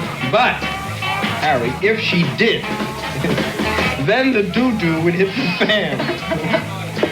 And not only the fan, but 8 little fannies. Oh, just forget it. Cool it. Harry, you sound like you don't give a damn. I don't. Not tonight. Tomorrow's another night. Right. Tomorrow's another night. Wow.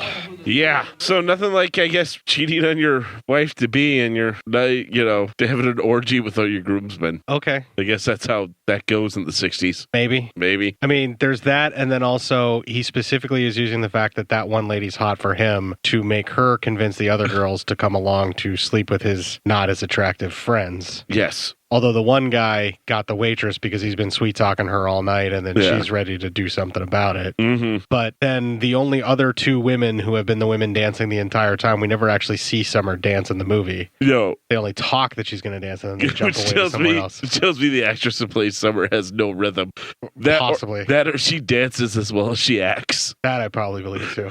Yeah, well, the ladies that are behind her, you're not watching them because they're dancing well either. Yeah. So basically, the four women that were hired to be actresses in the film that are not, specific flashback sex scene actresses. And then they're all topless the whole time. The four dudes are going to go back and party 60s style in the floating den of iniquity. Yes. That's the plan. And the groom invites all to come by. The other girls join them, and they all head back to the houseboat. Lots of dancing, drinking, and then the girls start stripping down. And dancing. You think, why do they even bother putting on clothes when they enjoy being naked so much? Exactly. However, them dancing and fully naked dancing, you get to see a lot more. Yes, you do. I saw everything. And that's a whole big thank you movie in that sequence. Yes. Eventually, everyone's passed out, and Summer and the groom, they go ahead and let them fuck. Thankfully, we are spared from his ass in this one sequence. In the afterglow,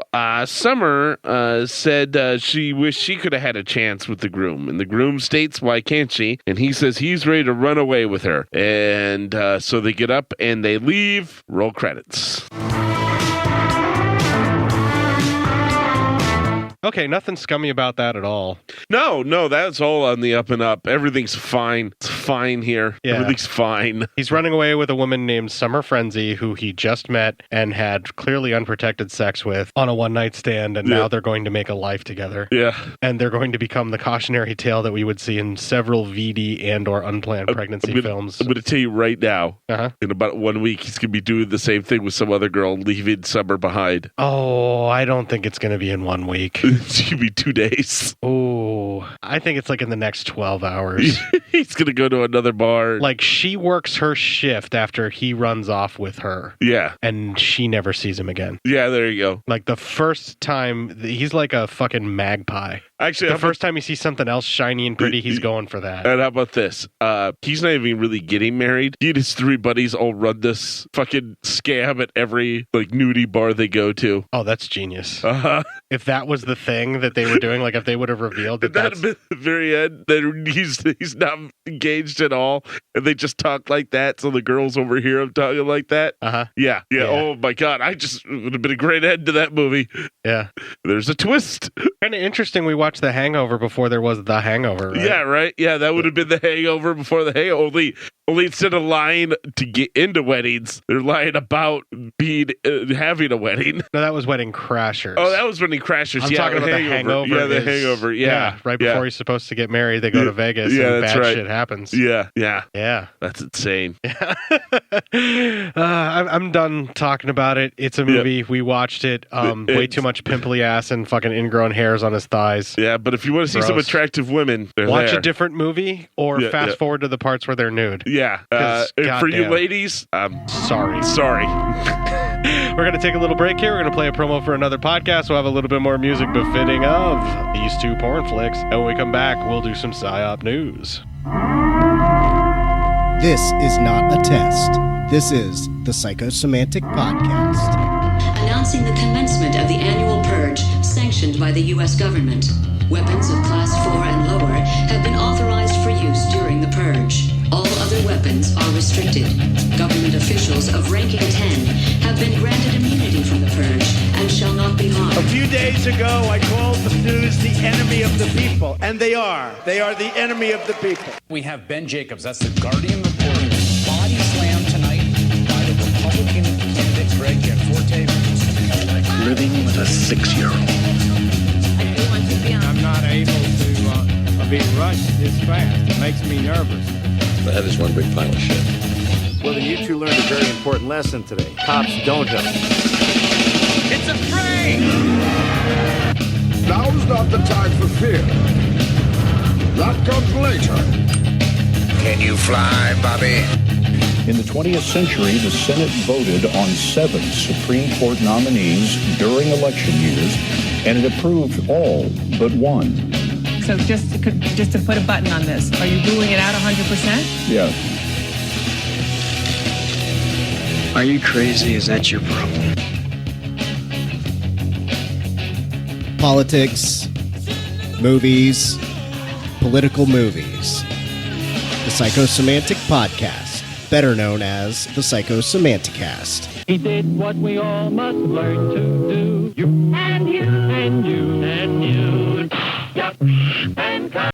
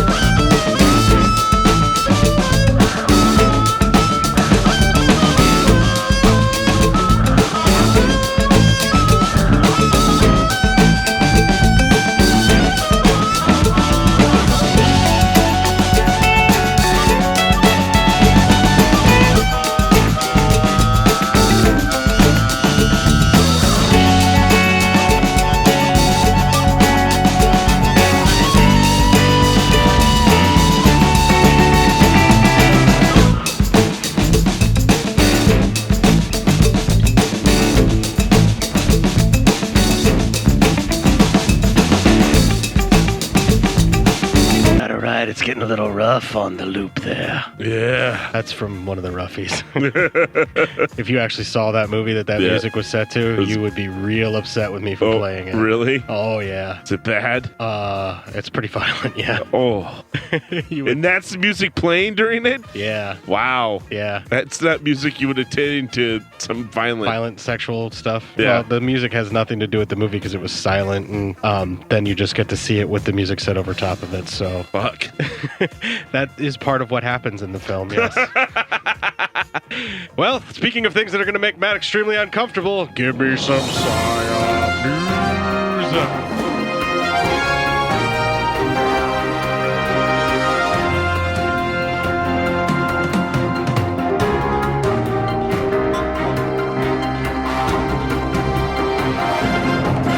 Got a couple here. One from the group, one I found myself. I'll do the one I found myself first. Uh-huh. Yeah. Lawsuit. Taxpayer money used to buy lubricants, porn, and silk boxer shorts at Glenwood Resource Center. Yes, this is Glenwood, Iowa. Oh, tears are good lube. Yeah. In Glenwood, public funds were used to pay for items involved in a program of human experimentation at the Glenwood Resource Center. That actually does kind of fit because there's a lot of human experimentation going on in these two films. Yeah, right. And many of the top officials in charge of the facility knew about it, according to a lawsuit filed in federal court on Tuesday. The lawsuit was What's with all that asshole creep? Is what they were asking when they were going by the line itemized of the charges. The lawsuit was filed on behalf of former employees at the facility, including a nurse practitioner, the former director of quality management, a former employee, and guardian for 2 patients at the center. Everyone will be coming on my face. All of them? Everyone will be coming on my face. And a physician who used to work at the facility. The defendants are former DHS director Jerry Foxhoven, former Glenwood Resource Center superintendent Jerry Ray, and a former director of the State Department of Human Services Division of Mental Health and Disability Services, Richard Schultz. Circle jerk! Mohammed Ryman, medical director of GRC, the Department of Human Services, and the Glenwood Resource Center. Glenwood Resource Center is the subject of an investigation by the U.S. Department of Justice after allegations surfaced over human experimentation on patients at the facility. More than 2,000 Okay, eyewitnesses. this just became not fucking funny anymore. Yeah, Over 2,000 Iowans with intellectual and physical disabilities reside at the facility. Oh, God. They rely on the medical and other professionals at Glenwood for their health and other needs.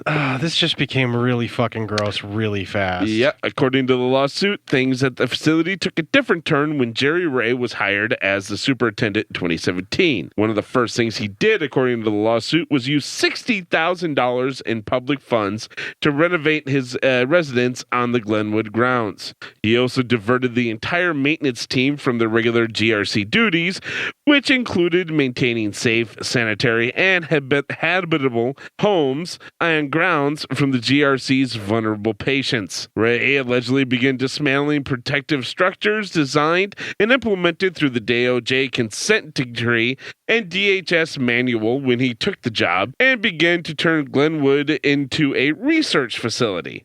In 2017, Ray, along with others named in the lawsuit who worked for the Department of Human Services and at Glenwood, sought to transform the GRC from a facility focused on patient care into a research facility to further defendant Ray's long-standing interest in clinical research involving sexual arousal and sexual deviancy. This sounds like a fucking movie that was made. Did they make this fucking movie at one point in time?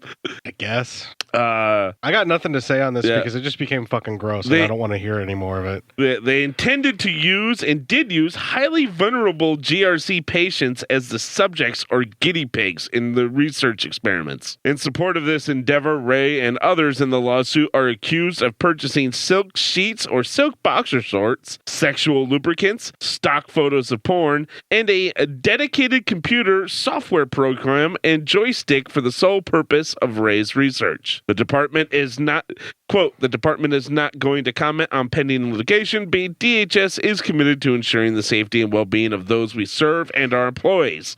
Iowa DHS spokesperson Matt Hyland said in a statement, "We continue to take all necessary action to address all allegations." According to the lawsuit, none of the Glenwood patients gave consent to being subjects in these experiments.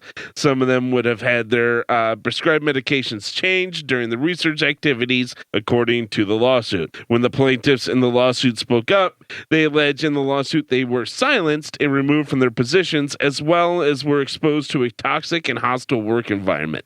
The plaintiffs in the lawsuit are suing the defendants for wrongful termination, violation of whistleblower law, conspiracy to violate civil rights, and violation of civil rights. Fuck, that's heavy. Yeah, the closest thing to that I can think of is like basically every women in prison movie plotline that I've ever seen. Yeah. And then the second season of American Horror Story in Asylum. Oh, yeah. Yeah.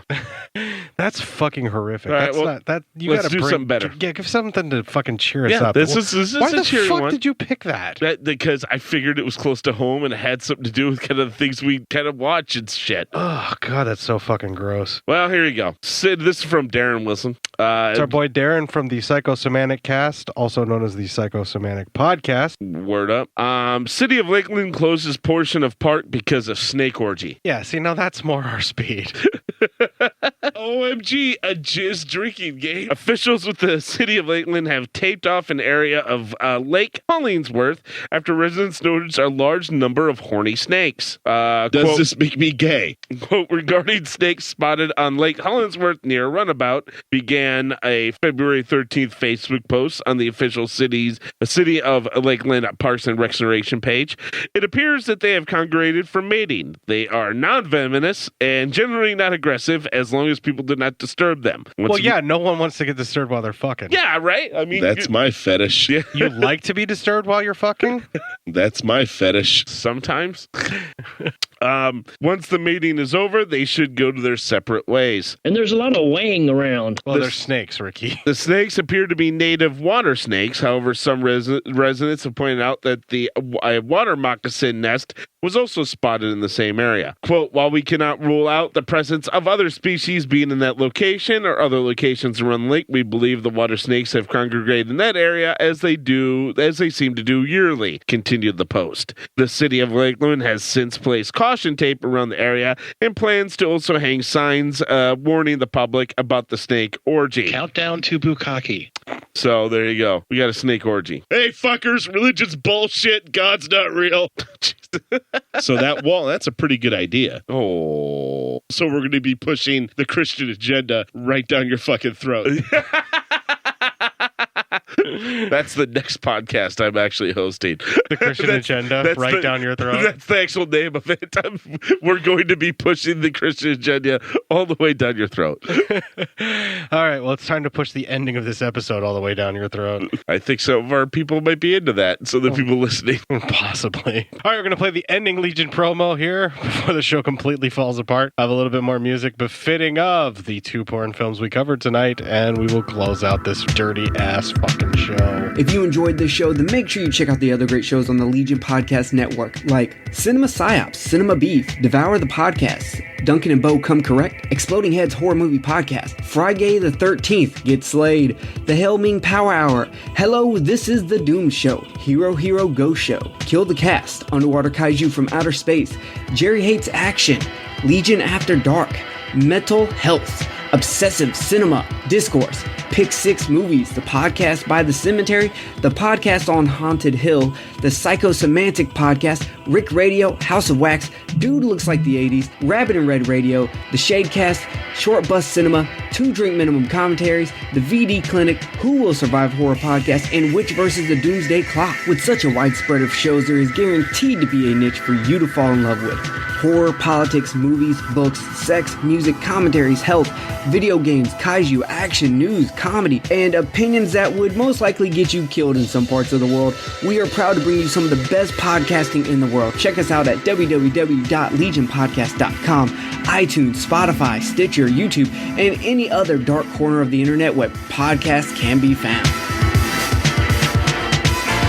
That is some classic fucking porn music. It had the Waka Jawaka. You can just picture the thrusting in time with the beat. Yep, exactly. Now that's how you score a fucking porn film, is with that kind of music. Yes, sir. Even nowadays, it still fucking works. Give me the Waka Chawaka. The Waka Chawaka. As opposed to Matt's favorite, the Waka Chewbacca.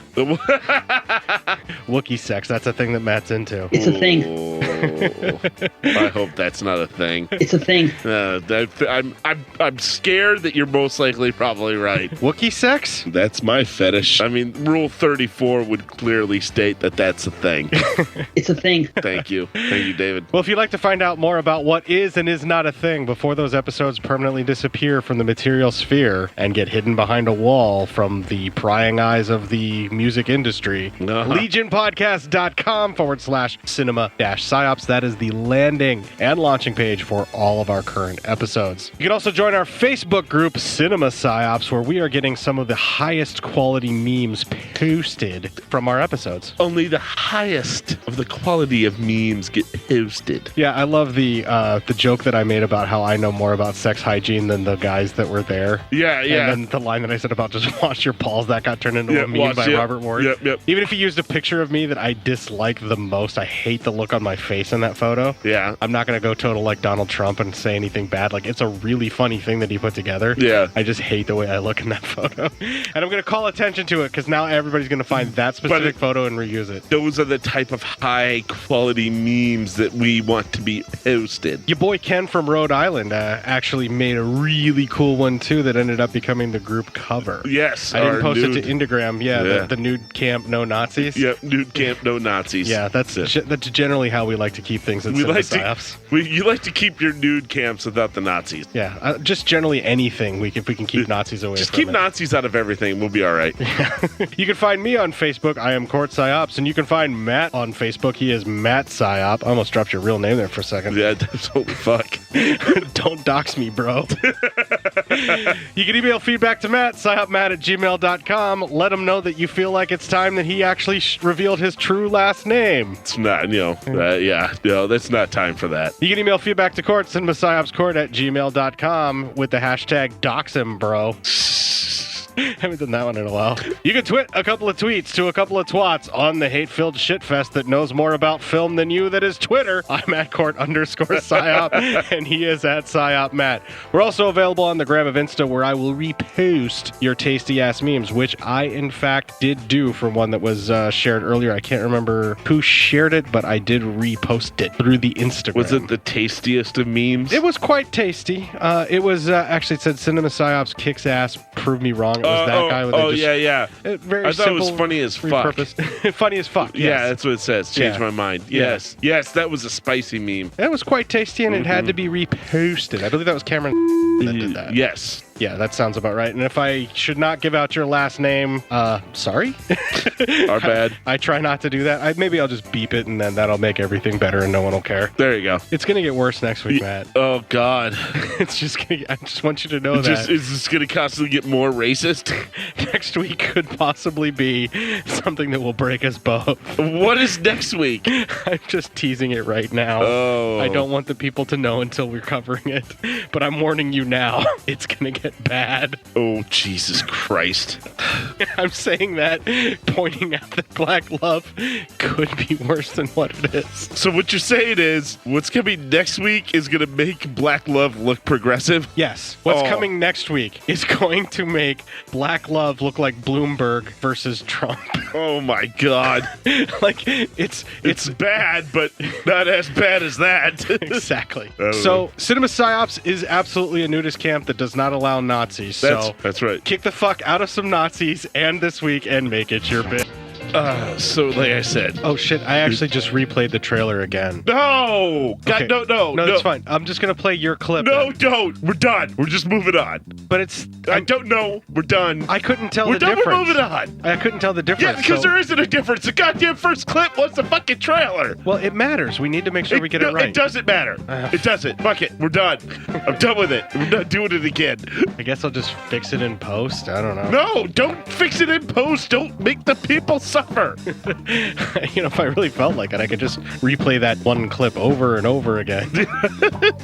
We'll have 0 listeners after that. Yeah, well, I mean, you know, sometimes you got to be able to do that. That'll be the bonus show, just that clip over and over and over again. It's like 10 hours of that clip. Wow, this is the lamest love I've ever seen in my life. Well, that's where this film is racist. Yeah, I know. I mean, nobody looked into it. I've done some extensive research on Black.com. I know that's not the case. I know they're way more into it than that. Yeah. I'm telling you, at this point, it looked like the dudes were just falling asleep just laying on top of the women. I'm saying that right. Yeah. I guess if your parents are fucking like Cindy Crawford fucking, I don't know, what's a really good looking dude? Some really good looking dude. There you go. I'm not attracted to men. I don't know how to qualify that. Me. Cindy Crawford having sex with me. You'd watch that. Of course you would. Over and over again. I would have that on video. But I would show that to everybody. But those aren't your parents. You don't know that. I could be a time traveler.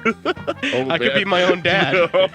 I could have done the nasty and the pasty. You pulled a fry. And that past nastification is what makes me special today. We finally nailed down what happened to Cort. All right. I am my own father. Yep, that's it. And apparently Cindy Crawford's my mom. Yeah. Then why was I raised by 2 people that mistreated me? Oh, Jesus. Well, you could be raised by yourself. I mean, that just ruins the timeline, so he had to give you up.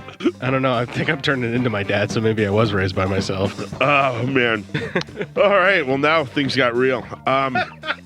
And that's how I have sex. It looks like we're fighting, but I'm not mad. No one's mad. I mean, there's some fists flying around, but no one's actually mad. No one's mad. I'm surprisingly more gentle than that. Just ask your mom. Wait, my mom or the listeners' moms? Everyone's moms. Everyone's moms. I'm in love with everyone's mom. It doesn't stop with Stacy here. I'm not trying to replace all of your fathers. Yeah. I'm just trying to be there for your moms. Jesus.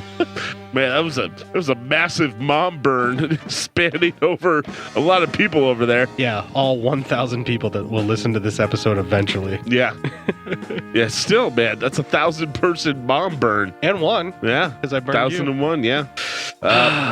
Need some aloe. Yeah.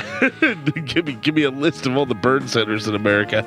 See, I never ever tried to talk any woman into sleeping with me because number one, I'm not that good of a salesman anyway, and you've got to be a pretty goddamn good salesman to sell what I'm selling. Yeah, I've seen you naked. I know that there's not much to sell there. Wow, we've really crossed that border now, huh? I'm just saying. What? I could be thinner. I mean, that would certainly help the presentation. Yeah, I think so. But I'm just listen. So I never even tried to talk anybody into sleep with me. Usually they just were like had to tell me it was time for sex. That was like, oh, okay.